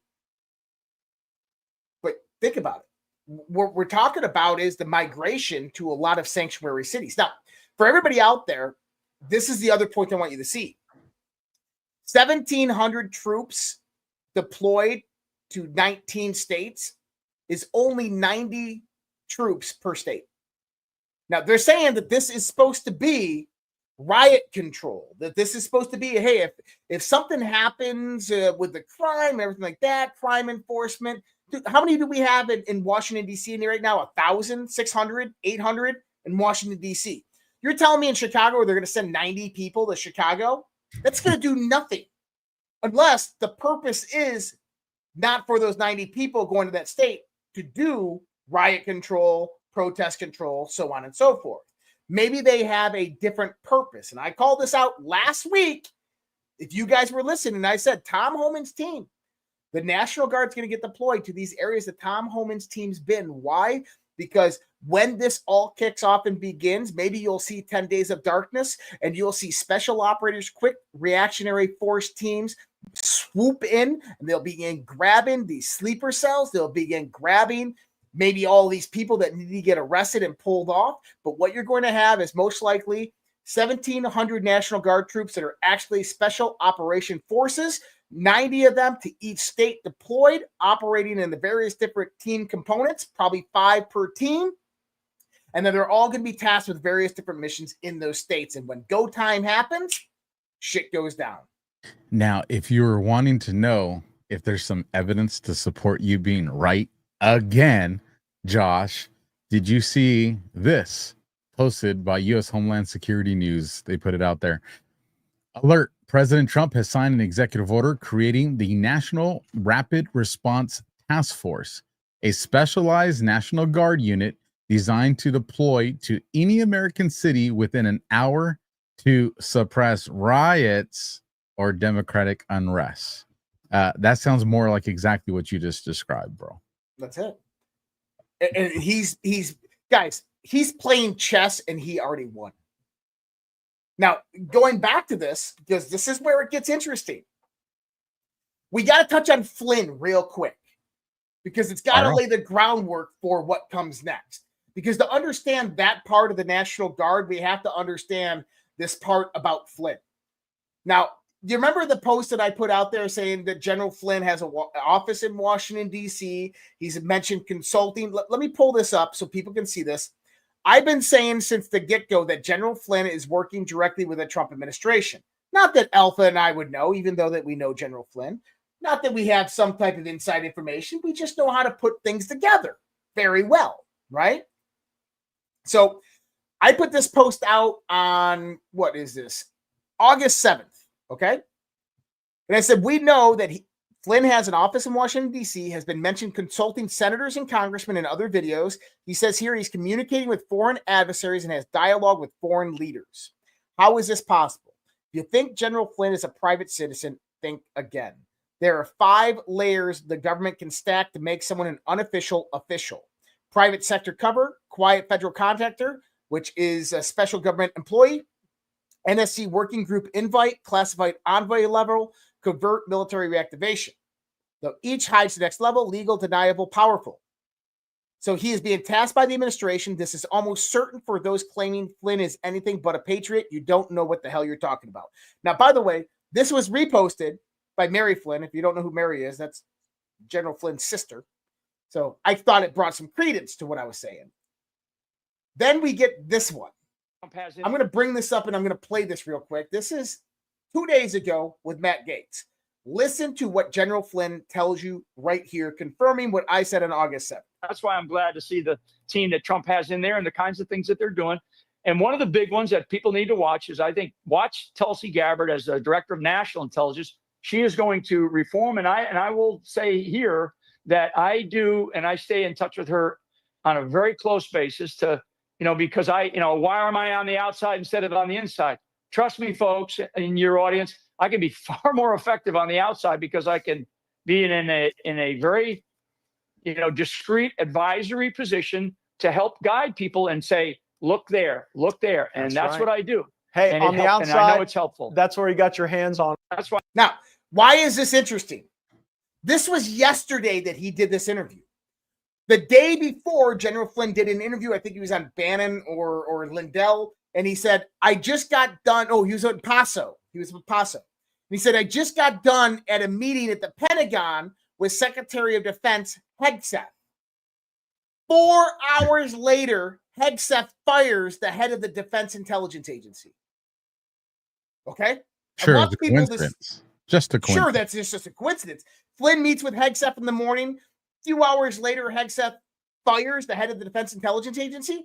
Then Flynn comes out the next day and says, yeah, I'm consulting. We know Hegseth, right? Tulsi Gabbard, right? What's Tulsi Gabbard do? She's finding all of these burn bag documents and sending criminal referrals to the DOJ. Huh. I wonder who this hidden hand is in Washington, D.C. that's guiding all of this stuff around. Now, interesting enough, if you want to know how Flynn is working with the Trump administration, it's kind of, you could put it together by understanding the people that he's mentioning and he's consulting with. And I mentioned it in my last post. So both members, Hegseth and Tulsi Gabbard, are members of the National Security Council. So was the DIA director. Okay? Flynn is most likely serving under a National Security Council working group invite. NSC work groups are formed through sensitive issues, cyber, foreign ops, warfare, infiltration, insurgency.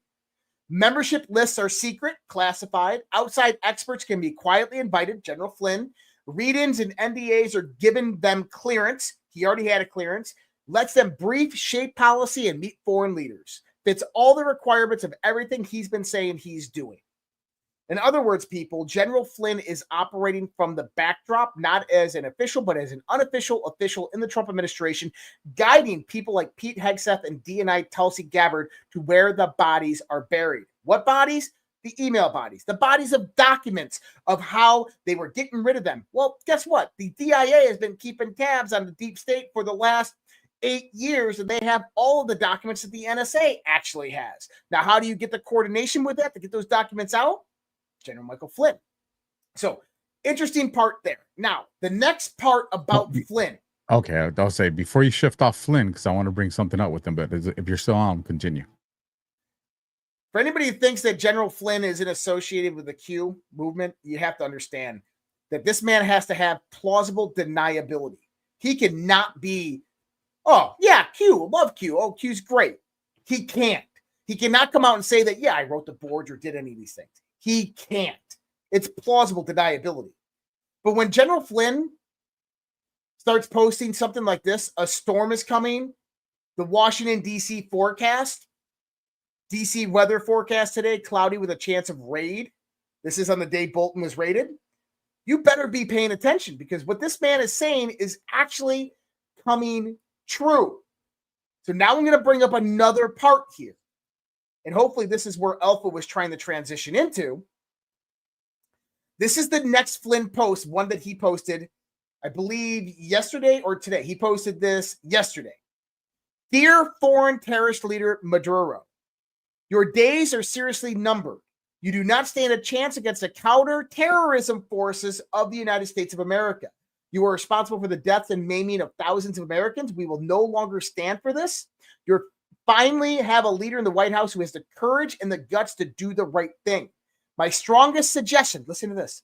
My strongest suggestion is for you to take a vacation with your Syrian buddy Assad and get a one-way ticket to Moscow very soon. Then he says, like the next 24 hours. The people of Venezuela have had enough of your tyranny. They strongly desire peace, liberty, and prosperity, all of which they have under the duly elected leadership of Maria Corina. Now, this is interesting because this morning, Donald Trump sent more military assets to Venezuela area. 2 Ticonderoga class cruisers, Aegis cruisers, and 1 nuclear submarine. So now you have 4 U.S. destroyers, 2 cruisers, 1 submarine, 2 amphibs with 4,000 Marines. Now, I worked counter-narcotics in the South Pacific.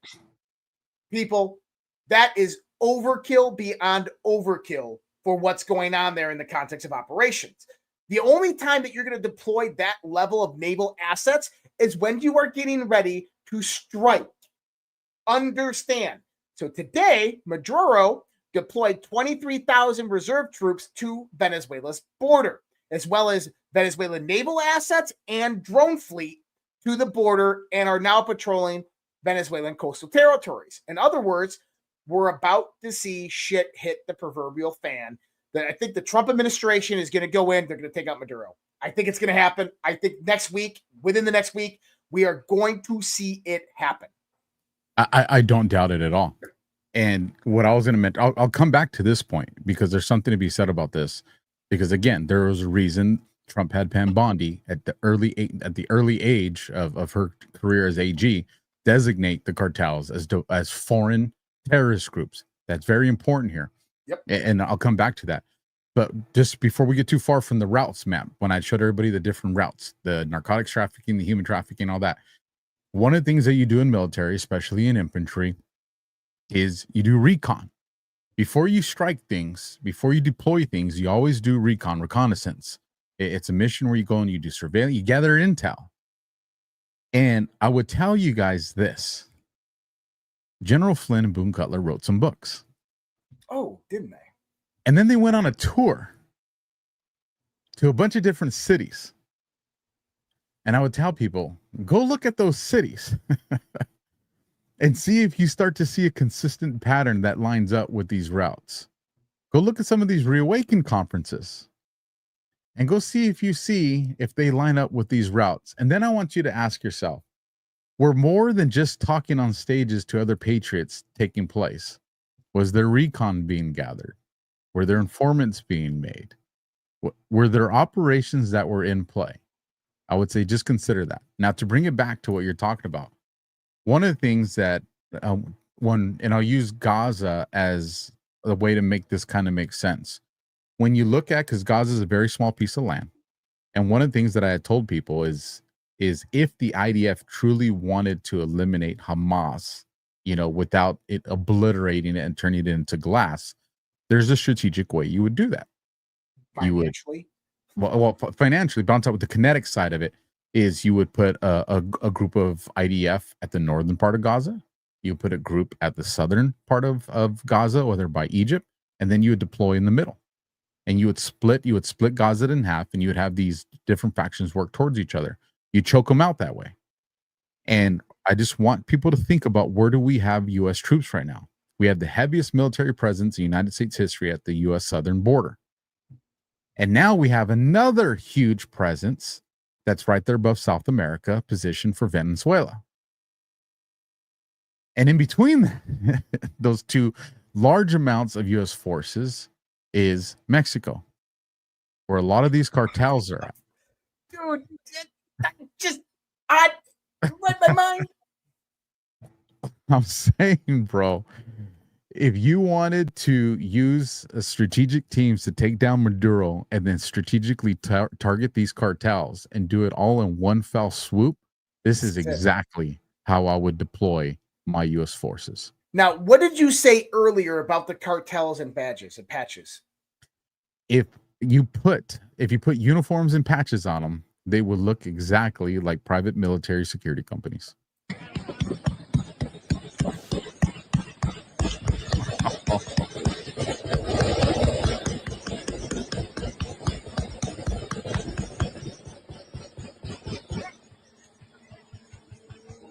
This is Mexico. You see it? It's out right on his shoulder. That's cartels. Yep. In Mexico. Now, there's another part of this. Did you watch Fox News recently? I have not. You're going to have to catch me up on this one. Let me pull this up for you.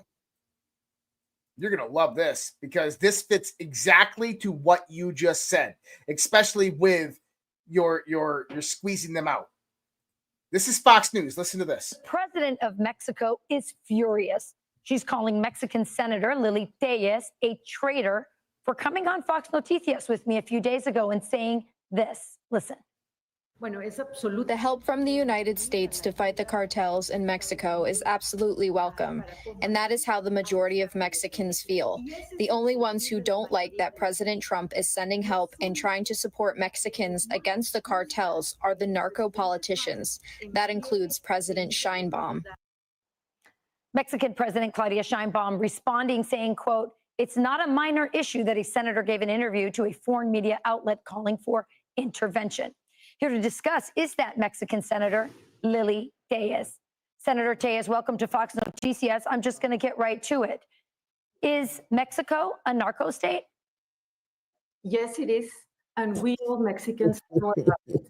And Mexicans are afraid of the alliance between the Mexican government and the cartels that have infested our nation.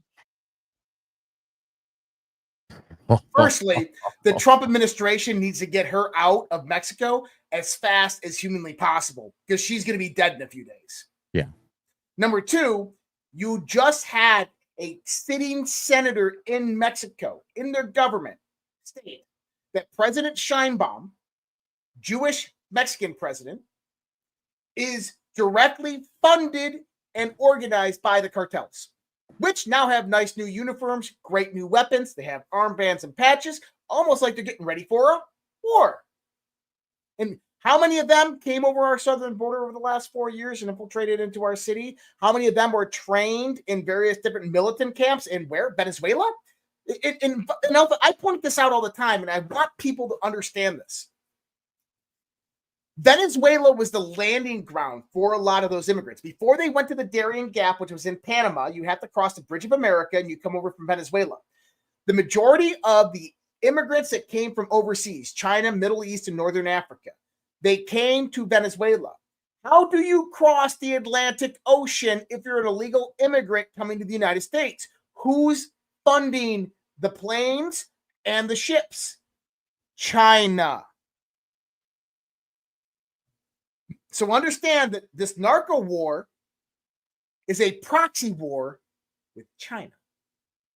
But right now, China can't intervene. They can't do anything. They can't support Maduro because Trump got them by the balls because of tariffs. If they get out of line, Trump just goes out there, bombs Iran, tells Russia, cut off Chinese oil. China's screwed.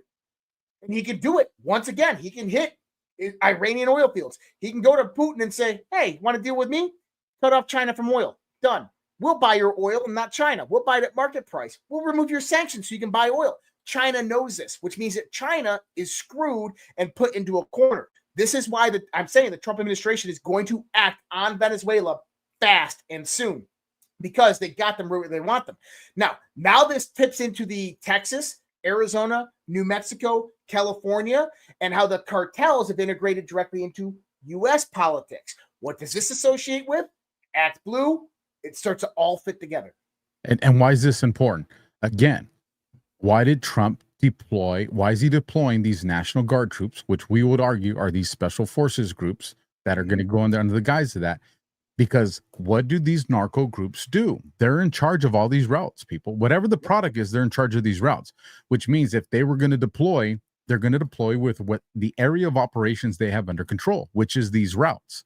So Trump knows, if I'm going to strike the cartels, if I'm going to go and take out Maduro, if I'm going to take out these people that are in the Mexican government that are controlled by the narco traffickers, they're going to try to strike us back. And I'm going to have people in position right now to deter that, to stop it. Let's bring it back to this with the National Guard troops, because I want to mention this. Let me grab my notes here because I want to quote this correctly. I love how everything just kind of comes together. It does. It just comes together like this beautiful puzzle. Trump federalized the police and sent the National Guard and did all this crazy stuff that everybody lost their mind in DC with as the start. Do you remember what day that happened on? I know it, but was August 7th, I think it was? Or August 11th. August 11th. And he did this. Oh! Yeah. He did this under what's known as Section 740. It's the Home Rule Act. That's He right. He didn't bypass the Constitution. He didn't violate posse comitatus. No, he did it legally through the House Rule Act 740, or the Home Rule Act, Yep. which is Section 740 out there in DC. Here's the catch: you get 1 month. That's all you get. You get 1 month, and then after that, Trump can't extend it. Only Congress can. So what's 1 month later after August 11th? It's September 11th. September 11th. You're going to tell me that's a coincidence, bro? Not at all. Not a damn. It's exactly what I've been saying since the get-go. First arrest is, so why do you like it all fits together? And if you're talking about symbolic irony and timing, guys, look what's happening. Now, I'm going to give you another example of this, right? Number one, John Solomon. John Solomon is being given information directly. He has it all. Okay. He has the information that's coming out before it comes out. He is setting the precedents for what occurs next in the context of declassification. What do I mean by that? John Solomon will come out there and he'll give a little tidbit about something that's going to be declassed.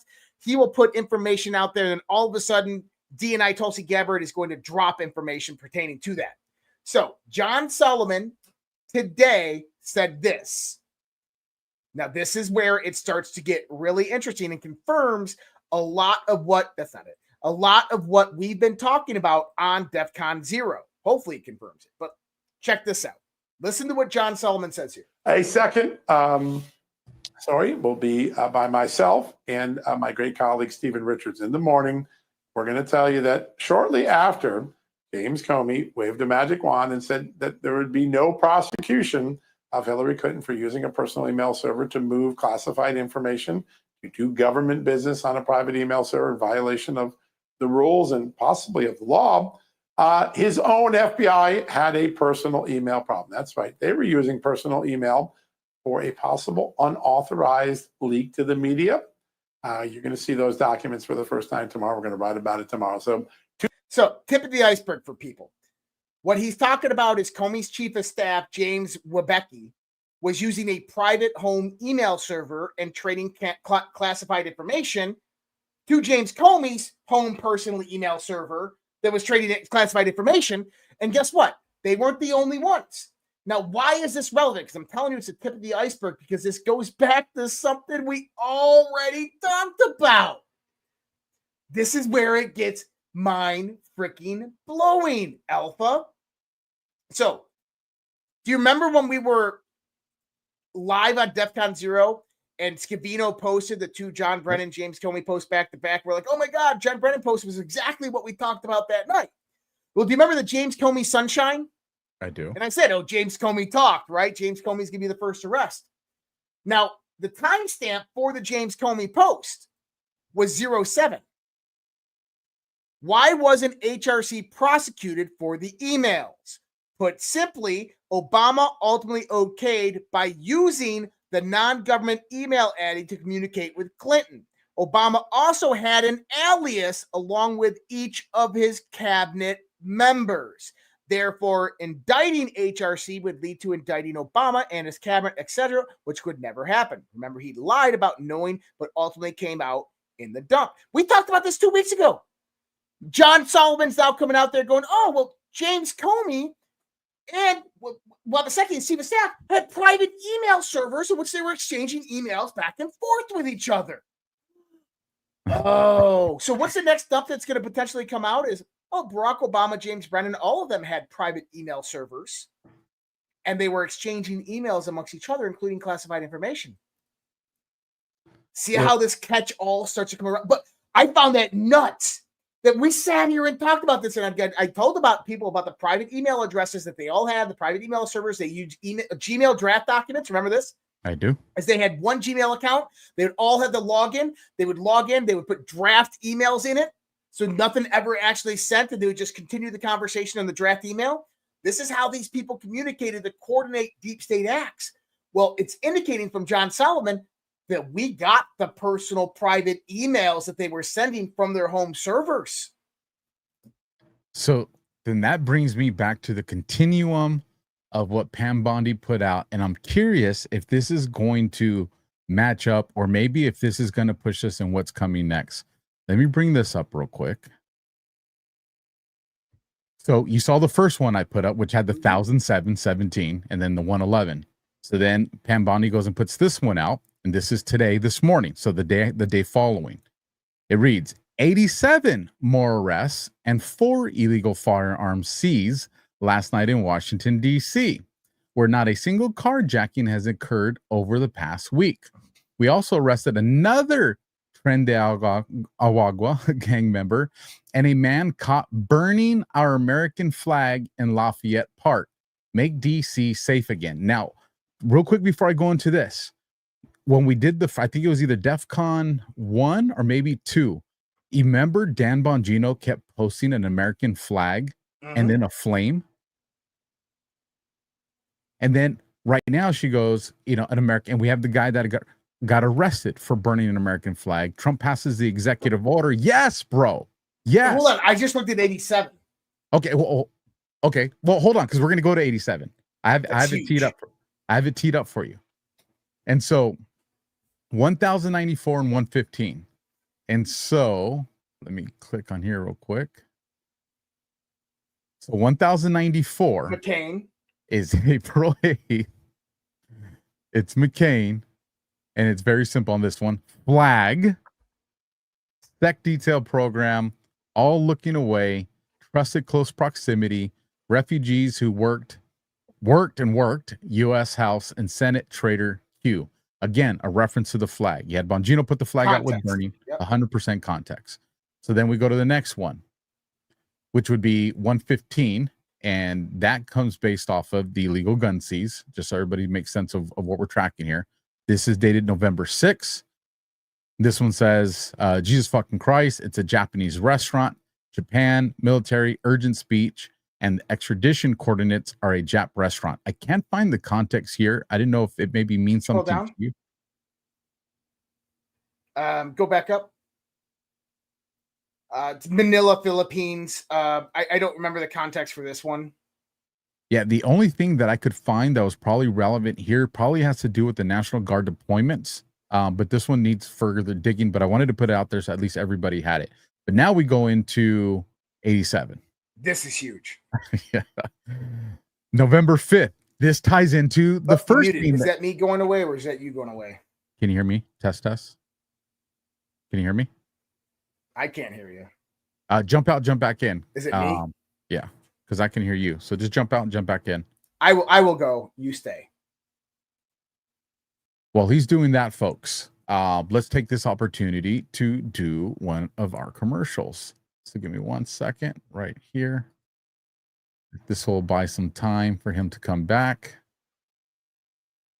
And here we go. So let me play the video. And you're all black screen, just so you know, brother. Oh, there you are. Can you hear me? I can hear you. Can you hear me? Yeah, I can hear you. All right.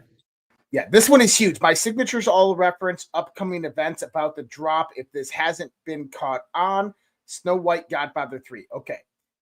What signatures, executive orders on what he's talking about. This is direct reference to what we just talked about. In that context, Pam Bondi flag, that's an executive order. Everything, the National Guard deployments, Snow White. A lot of people will talk about in Q reference that Snow White is the 7 CIA satellites. We know that like Iron Eagle, Snow White, Godfather 3, Iron Eagle is JFK Jr. You didn't know, the son goes behind the line to avenge his fathers, get his father out from enemy territory, JFK Jr. Crashes a plane, right? Snow White, the sleeping princess in the Seven Dwarfs. This is most likely Lynn Forrester de Rothschild, the heirs to the Rothschild dynasty. Her, Snow White, in the middle, rules over them all.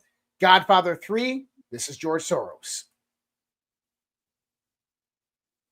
So my thoughts is that Snow White and Godfather 3 are the targets.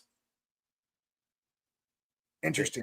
It is. And like I said, it's that November 5th Delta, which goes into the first meme where she put out the 1007 and the 111.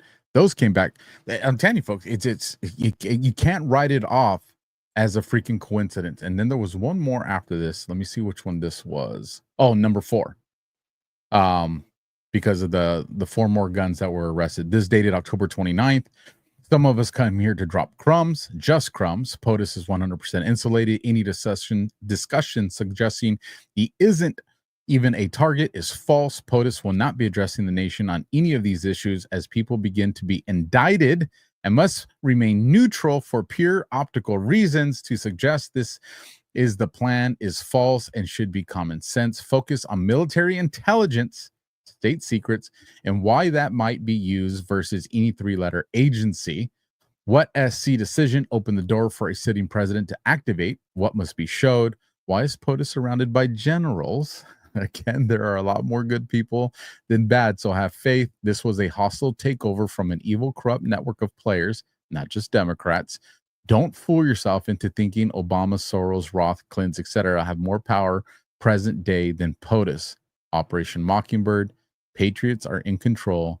Sit back and enjoy the show. And these are the names that you all just mentioned, and it plays right into where we're at in this timeline with the arrests and indictments coming. Like it's there. Oh, it's there. It's absolutely there. Massive context. And so, what we are heading into right now, guys, I'm telling you, it's all the preparations that we're seeing, potential war, the warships outside of Mexico and Venezuela. Number one is this is a forced deterrent. Why? Because they have infiltrated our cities and are sitting with sleeper cells, gangs, cartel members, Tren de Agua, various different Middle Eastern sleeper cells all throughout our cities. And the Democrats' plan was that when Trump came after them, if it was ever possible, was to produce a color revolution, protests, the riots, the burning cities, to taking over infrastructure, and then to crush the United States from within by collapsing each major city. And this is the only way they could ever be done. And they have all of their pieces in play. But here's the problem. The Chinese military-age males were meant to be the cleanup crew that come in after all the damage is done and China takes over. That's not going to happen.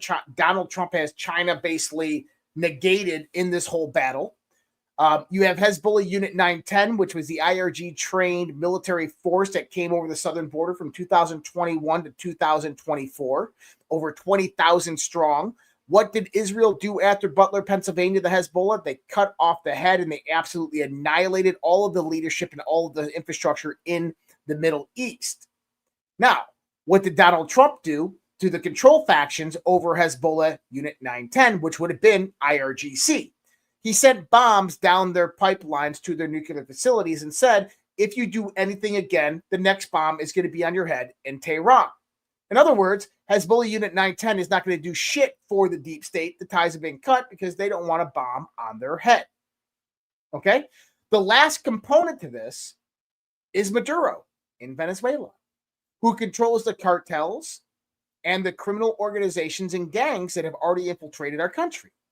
So if the Democrats, when the arrests do begin, are going to rise up in the streets and produce violence and try to topple the streets and the cities and take them down through fire and brimstone and take over infrastructure, the only way they can do that is through the cartels and through the gangs. Well, number one, we have 20,000 troops on the southern border, so no army is going to pass through that.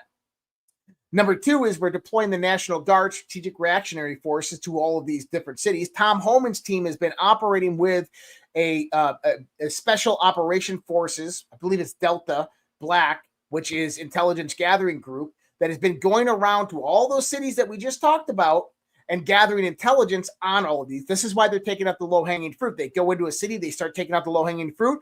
All of the other people that are actually the criminals begin talking and communicating. This is when we get SIGINT and human information. We begin to gather our intelligence, and then they go on to the next city. And so they got their intelligence. They know where these people are located. They keep one or two people behind. They're keeping an eye on everything until the operation actually goes underway. So how do you ensure that the majority of these people will never be activated? You put 8 warships off the coast of Venezuela with 4,000 Marines. You put a $10 million bounty out for Maduro's head, and you say, hey, if you fuck around, you're going to find out. And then if Maduro basically acts silent, which he has, and he hasn't acquiesced, he hasn't done anything, instead he's doing troop movements, well, guess what? You have to eliminate that threat before your operations go about. And if we know that their first arrests are coming in September, I think September 11th, then that means that between now and September 11th, they got to take out Maduro. That's how my logic works. And I think that we're spot on right with exactly what's going to happen next.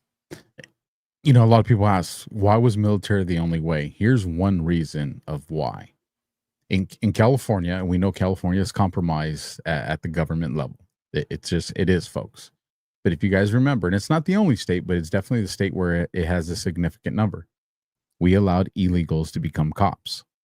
Mm-hmm. So that means we have no way of vetting these illegals' history. We don't. So if the cartel wanted to send guys over here to our police academy to become cops, facilitated with corrupt organizations like LAPD and the LA Sheriff's Department, and those cops got sworn in, those cops now have access to all law enforcement data intelligence systems, which means that if you were to do it through law enforcement and not the military, these guys would know. They have access to those records. They're not going to get audited because the entire institution that's right there is corrupt. But if you ran those operations through the military, the cops, as cops, we didn't have access to military intelligence at all, unless they. And by the way, what you're saying is already going on. It is. Yeah, they're spread throughout Texas, Arizona, Southern California, massively. Now, because the other who else? Who else put police departments? Who else had police departments in the United States? The CCP. Yep. Yeah, Chinese police stations. People don't understand this, and I've reached out to friends to find out what level of access they had to our telecommunication systems and law enforcement. And everyone that I've talked to, like, I don't know, bro. Like, because I was hoping that they would tell me, oh, that was restricted, but nobody, everybody asked. And they operate directly out of Canada as well. And Canada has direct access to a lot of U.S. 911 communication systems. The other reason why it was military, and it had to be military. Military is one of the only jobs, the U.S. military is the only job in the world where people join that job to do that job mainly out of selfless devotion to the service of their country, to their Constitution. That their oath is to the people of the United States of America, to the safety and the security of this country. The oath is to the United States Constitution. When you rise up the ranks, you get to certain ranks. You're not serving a corporation. You're not serving an administration. You're serving the people. That's why it had to be military, because it was the ones that could not be corrupted. They can go in there and handpick the patriots they knew. They can give a mission to a special operator, and they know that special operator will follow through with the mission guidelines, whether it's a 3-month mission or a 6-year mission. Let's do this last Delta. It's for today. There's only 2 of them. And then after that, we'll do a last commercial. We'll take the Rumble rant and start asking those questions. So let me bring this up on the screen. We kind of talked about these and anticipation of this time period of August. So I think we're pretty dialed in with that. First one, 4627. Again, today's Delta. Watching the DNC last night, I noticed their logo. Now, where have I seen that uneven star before? Hiding in plain sight. Of course, there you see it. You scroll down here. Has one of Trump's old Twitter posts. One party discusses God, one party discusses darkness. One promotes God, one party eliminates God. Symbolism will be their downfall. The great deceivers. When was the last time you witnessed a D party leader being patriotic, exhibiting national pride, love of country, which Josh was talking about? When was the last time you witnessed a D party leader speak out against the riots, violence in the streets? When was the last time you witnessed a D party leader support those who took an oath to protect and defend? When was the last time you witnessed a D party leader support and call for unity across our nation? All assets deployed, information warfare, infiltration, destruction of America. Have faith in humanity, have faith in yourself. United we stand, God wins. Almost like they know something, like some shit's about to hit the wall. That's right. But the next one's important. And then here we go. 1933, suicide weekend. Hands up. 30 in brackets, 28 Hold seconds. on. Keep that up. Keep right. that up for a second. This is interesting. So John Bolton this last week was raided, right? Right. Now, did you see that the post that Donald Trump posted on the same day that John Bolton was raided? I'm sure I did. You'll refresh my memory on it. Let me pull it up real quick. I got to Right, scroll back a little bit and find it that he did on his True Social. This is interesting because I don't think I realized that post for today, the Delta, had hands up in it. Here it is. So do you remember this post that Donald Trump posted the other day? You have to bring it up. We don't see it yet. Oh. This one right here. Right? Right. 12 seconds long. Let me open it up. Listen to the last lyrics. All I do is win, win, win, no matter what. Got money on my mind, I can never get enough. And every time I step up in the building, everybody hands go up. Oh, shit. Did that on the day that John Bolton was raided. The Delta for today, hands up. Suicide weekend. Oh, you saw the address to Brennan's pad? What's that? Did you see the address to Brennan's pad? No. What do you mean? It added up to 17. It was Bolton's house. I'm sorry, Bolton's pad. It was either, I think it was like 1907 or 1097, but when you added it up, it came out to 17. Yep. Now, also, this says what? 30 in kill brackets, right? Representing done in 30. Right. Which again is the Home Rule Act, Section 740. Yep. You got 28 seconds or 28 minutes in brackets. Impossible coincidence. We are in control. Big week ahead. Q. Yep. Now that was, by the way, done in 30. It was John McCain talking about no name. He announced that he had cancer. Within 30 days, he was dead. Suicide weekend. He took his own life. This is why his daughter hates Trump, because they gave him a Rommel trial to keep his integrity. This is why he had the wrinkled flag at his funeral. But dual meanings exist. The quotes aren't just meant for 1 point context. They're meant for multiple points of context.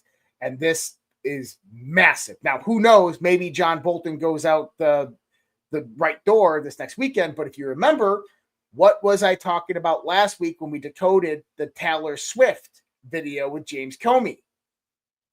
Remember the lyrics to Exile? Did we do this on DEFCON ZERQ last week? No, I was like, that doesn't sound familiar. Oh, to me. shit. Well, hold on. We got a few more minutes. Yeah, I'm good with it. Because I want to show you. Let me go in here and search my X profile for Taylor Swift, because I'm pretty sure there's not much on there referencing Taylor Swift except for maybe one or two posts. Well, while you're doing that, let me bring up one post that I want you to think about. This one will be a Delta in 2 days. It's 1964. Patriot. A little perspective. Patriots are dying to defend this great country and the freedom she provides. Children are being kidnapped, tortured, raped, and sacrificed in the name of pure evil. Stay the course. We are fighting a deeply entrenched enemy. Think Lisa Barsominian. Smile. 2018 will be glorious. Q. And do you know who she is the wife to? I do not. Rod Rosenstein.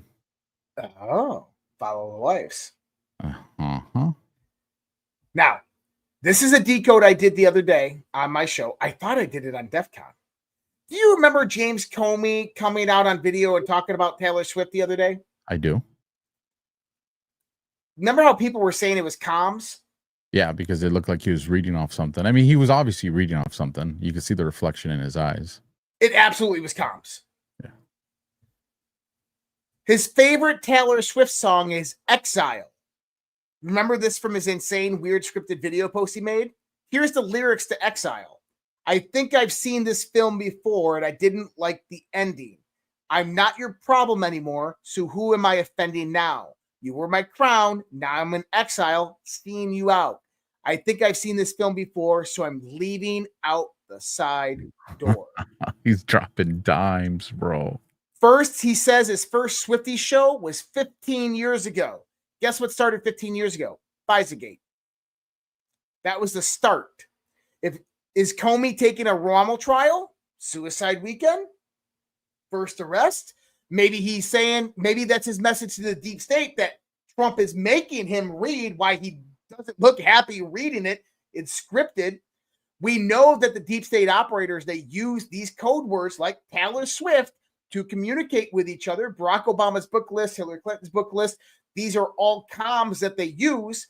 Maybe Comey was meant to go up there, put that out there saying that Exile is his favorite song because that's a message to the deep state that, hey, I'm the rat that just threw you all guys out. I'm out of here. I struck a deal. See you. Bye-bye. I'm there with you. Just to let everybody know, you had mentioned it earlier. I want people to see it with their own eyes, the email. And then right here, you can see, well, you can't see, I don't know if you guys can see my mouse, but you see the Madam Alice. That's right there. Marty Tory, the Mad Hatter. Yeah. So just so people can see that with their own eyes. So with that, I'm going to read our last sponsor, and then I will get to Rumble Rants, Boosts, and any super chats that we may have had. So let's do this. This is our own home stuff, folks. And I actually, listen, I love this stuff. So here we go. This is going to be a fun one to read because I actually love it. Get ready to ignite a revolution of soft disclosure. This isn't just a product drop. It's a full-on movement that's about to shake things up. This is personal care that doesn't mess around, no compromises, just pure, unapologetic quality. First up, the lotion, supercharged with the low goat milk and our exclusive Badlands oil blend. This isn't your average drugstore goop. It's a barrier-restoring powerhouse. Choose unscented when you want clean and simple, or vanilla citrus when you want to smell like you actually give a damn. Then the deodorant, natural, aluminum-free, and straight-up badass, built to last 2 months of daily use with scents like crisp mint or bold lemon grapefruit. No gimmicks, just protection that actually delivers. And finally, the tallow bar. And no, it's not deodorant. It's a vanilla coffee tallow stick. Primal fuel for skin that's been through hell. Rub it where you need serious moisture, elbows, hands, knees, basically anywhere you're tired of feeling like sandpaper or just want baby soft skin. Every bottle, stick, and bar is handcrafted in Colorado by Badlanders who live and breathe truth. Partnering with Willow Wind Farms and Badlands Media, we're putting our money where our morals are. Soft disclosure. Make truth your routine. Head to softdisclosure.com. Use Badlands for $5 off and join the fight today, folks. Again, that's softdisclosure.com and use code Badlands for $5 off. I love this stuff. Like the Awesome. deodorant. I'm gonna have to get some. Dude, the deodorant stick is legit. I like the mint one. And you go work out and you kind of get like, you get funky if you work out.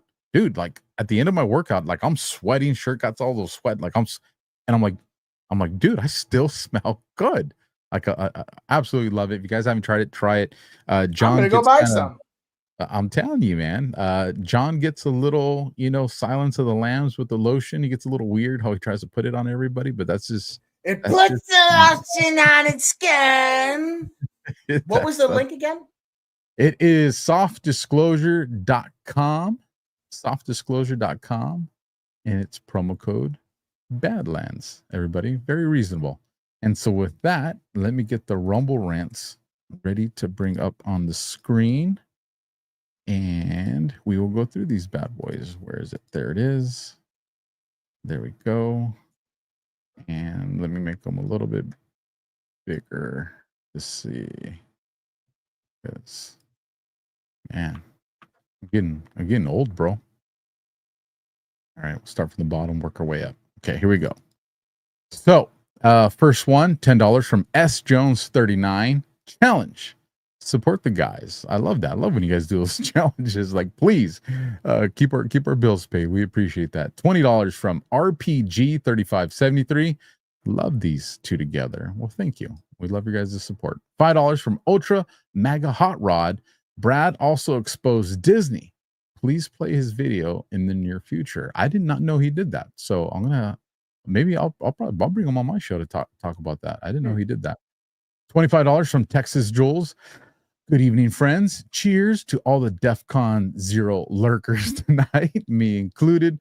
Love all y'all. Sup, Brad? Like that. Lurkers, good and bad.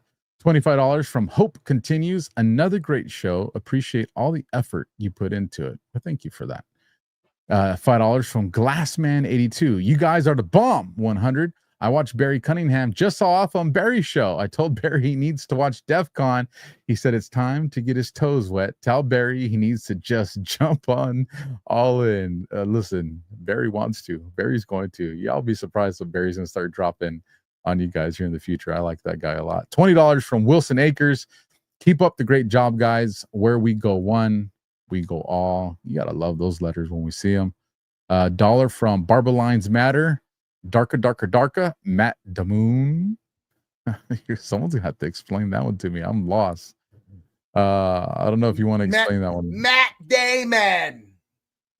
Oh, you remember like South Park? Matt Damon. Damon.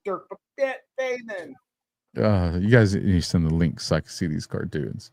$5 from Faith and Freedom. I fucking love this show. And I really emphasize that F because I think that's that. I like that too. 17 from Claire Cat 367. We love this show. You blow our minds every week, Alpha and Josh. Thank you so much and blessings. Thank you guys for convincing John that this show we needed to stay. Y'all did a good job. $5. B Sheen 1. Q team watching DEFCON. Y'all on point. I think Josh kind of settled the argument there. 100% they're listening. Holy smokes, $100. Boom diggity. So shatter the deep state CIA and scatter it into the wind. That is a mirror of what the deep state did to the buildings on 9/11. Scatter them into the wind. Great show, Alpha Josh. And it reminds me of the words of someone mentioned in this next post. $5 from Bishi1. Do you guys think JFK Jr. is alive? You want to go first on that one, Josh? I definitely don't think JFK Jr. is alive. I think that his memory is alive and lives within Donald Trump, and Donald Trump is really avenging JFK and John F. Kennedy Jr. I think that's a lot of the reason why he led a very pure life, didn't delve into drugs and alcohol, and led a very moral and ethical life, whether he was screwing models or whatever. I really don't care. What I'm trying to say is that he understood that there was going to come a time in his future where he was going to have to go out there and set things right for the record. And I think that a lot of that is to avenge JFK Jr. Now, do I believe JFK Jr. is alive? No, I don't. I'm 80-20 on this. 80% I don't think he is. I leave a little bit of wiggle room, 20% for the possibility that maybe, potentially, but like I said, I'm majority leaning he's not. And one of the reasons being is if he was, I think he would have re-entered the picture and probably would have replaced Donald Trump in that role. Would have ran with him. 2025, or ran with him. It would have been way more. I think it probably would have been even more powerful. So 80-20, like I said, I would love for it to be the case, but I'm leaning in the direction that I don't think so. $17 from Adultemeyer. We are looking at a September to remember forever. That is the truth. That is the damn truth. Real quick, shameless plug, and I'll let you do it too, Josh, because I mean, why not? We need to take advantage of all these eyes and ears that are watching. I did a show with Bo Polney today, and 9/11 was a hot topic. As a matter of fact, I talked to Josh about this earlier today, and one of the things that I found very fascinating about what's going on right now is you're seeing the boards, you're seeing biblical references, and you're seeing the open source intelligence that's out there, the normie stuff. All three of these things are coming in alignment. Because we live in a simulation. Bro. It's just, when we and Josh were talking about, it's just like, this is crazy. Like that like a perfect alignment these things are coming into. I will tell you guys, go watch that show. And Nino was on Tim Pool, so something's going on in the world. Love you, buddy. $10 from Prozac Projectile. Prozac Projectile. Oh, there you go. Okay, I got it. Took me a couple. Challenge met. Yes. Thank you for taking that challenge. And another one, $10 from Bisheen 1. Everyone's hands go up and then they go down. Timber. $2 from Over 9,000 Games. Great show. Thank you for that. $10 from S Hole.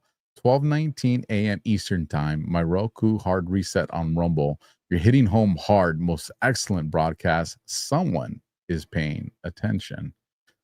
Sorry you went through those Roku challenges. I had some technical difficulties yesterday with the AC, so I feel your pain on that. Dollars from I Hate Password 69. All over the news is Taylor Swift and Travis are engaged, and Governor Polis, Colorado, will officiate. They're all posting on X Swift lyrics. We'll see what that works out. Dollar B Sheen 1. I doubt it, you stinky Mexican. Just kidding. LOL. No, still smell good. Telling you. Dollar from Miss Rhea, Freedom Fighter, supporting the show. Love you both. Dollar for dollar, it all matters.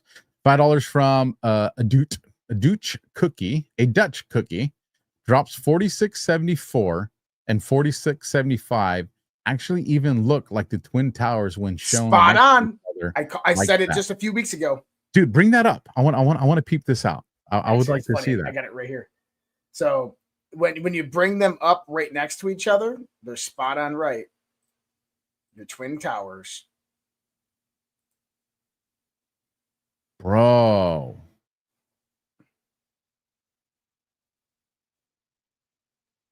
Jesus. Yep. Spot on. Symbolism will be their downfall. How many sections are those? Of those? Bring it up one more 4, time. 8, 12, 16, 20, 24, 28, 32, 36, 40, 44, 48, 48. 48. And in each one or total? 48 in each one. 48 in each one. Okay. Let me bring up the Rumble Rents one more time. And last one, $5 from N. Brady. I think the big code from Comey's comment is he had COVID. President Trump just announced today that COVID was a military operation in the White House. I did see that video. Yes. And I'll probably be talking about that one on Monday. That was a very important video. I think he absolutely was purposeful with the way he said it. And let's see, let me make sure see if there's any boost. Man, people really came out in numbers to support Codex 9/11, and that's hardcore. Okay, no boost. And let me make sure there's no super chats. And there is a super chat. The Pause Life, $9.99. Is this why the universities are having active shooters false flag events daily? I'll have to brainstorm that one. I'll tell you what, Pause. Next Tuesday, I will comment to that. I haven't really been paying deep attention to these false flags at the universities. Barry did mention those today, so that is something that's on my radar now. So I will look into it, and I'll make a note right here on my notepad to address this on next Tuesday's show. So tune in next Tuesday, pause, and I'll definitely have a take on that.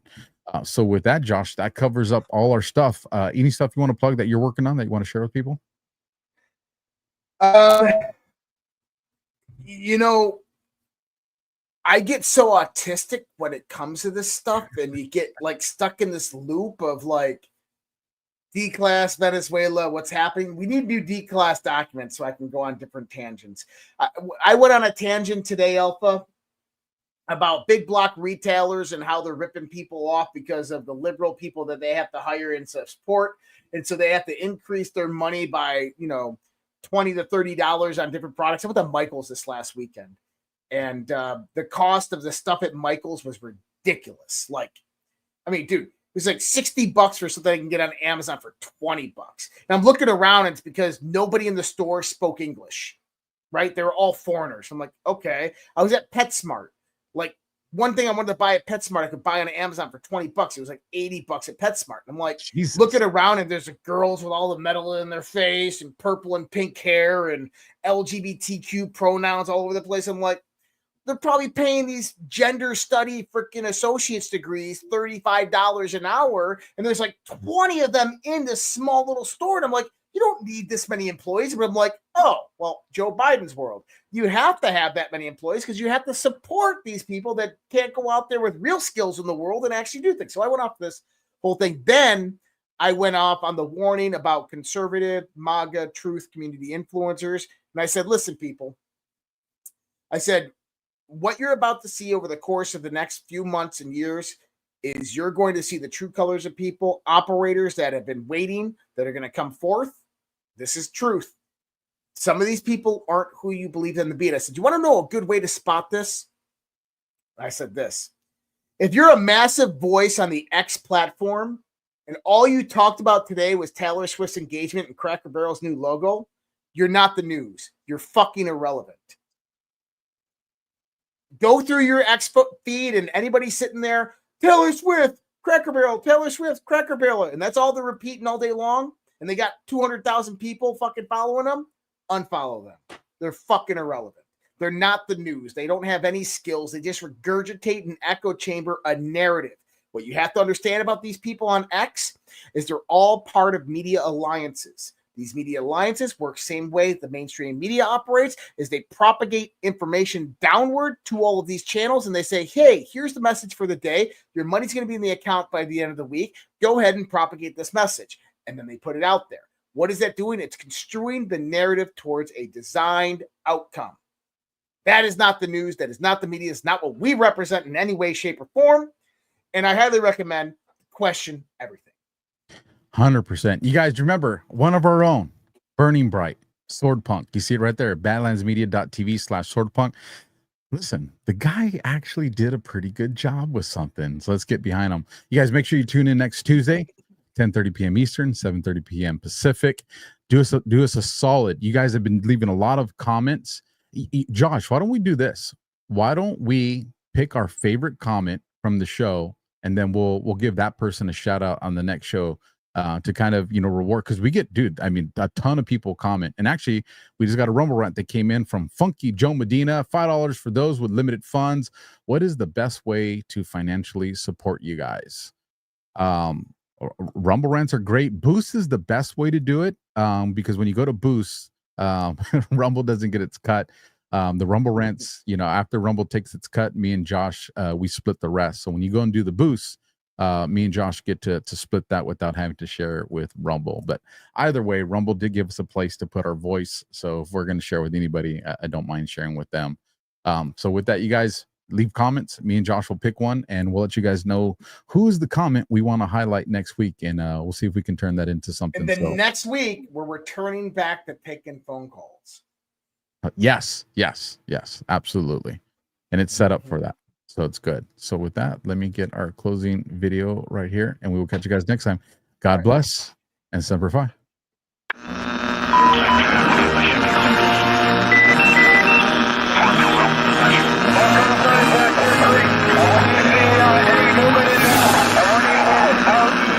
I want you to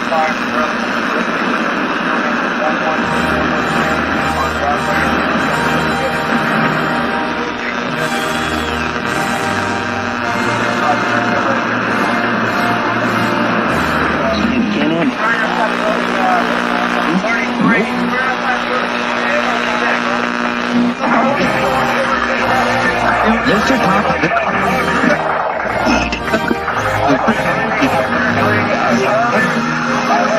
Reid.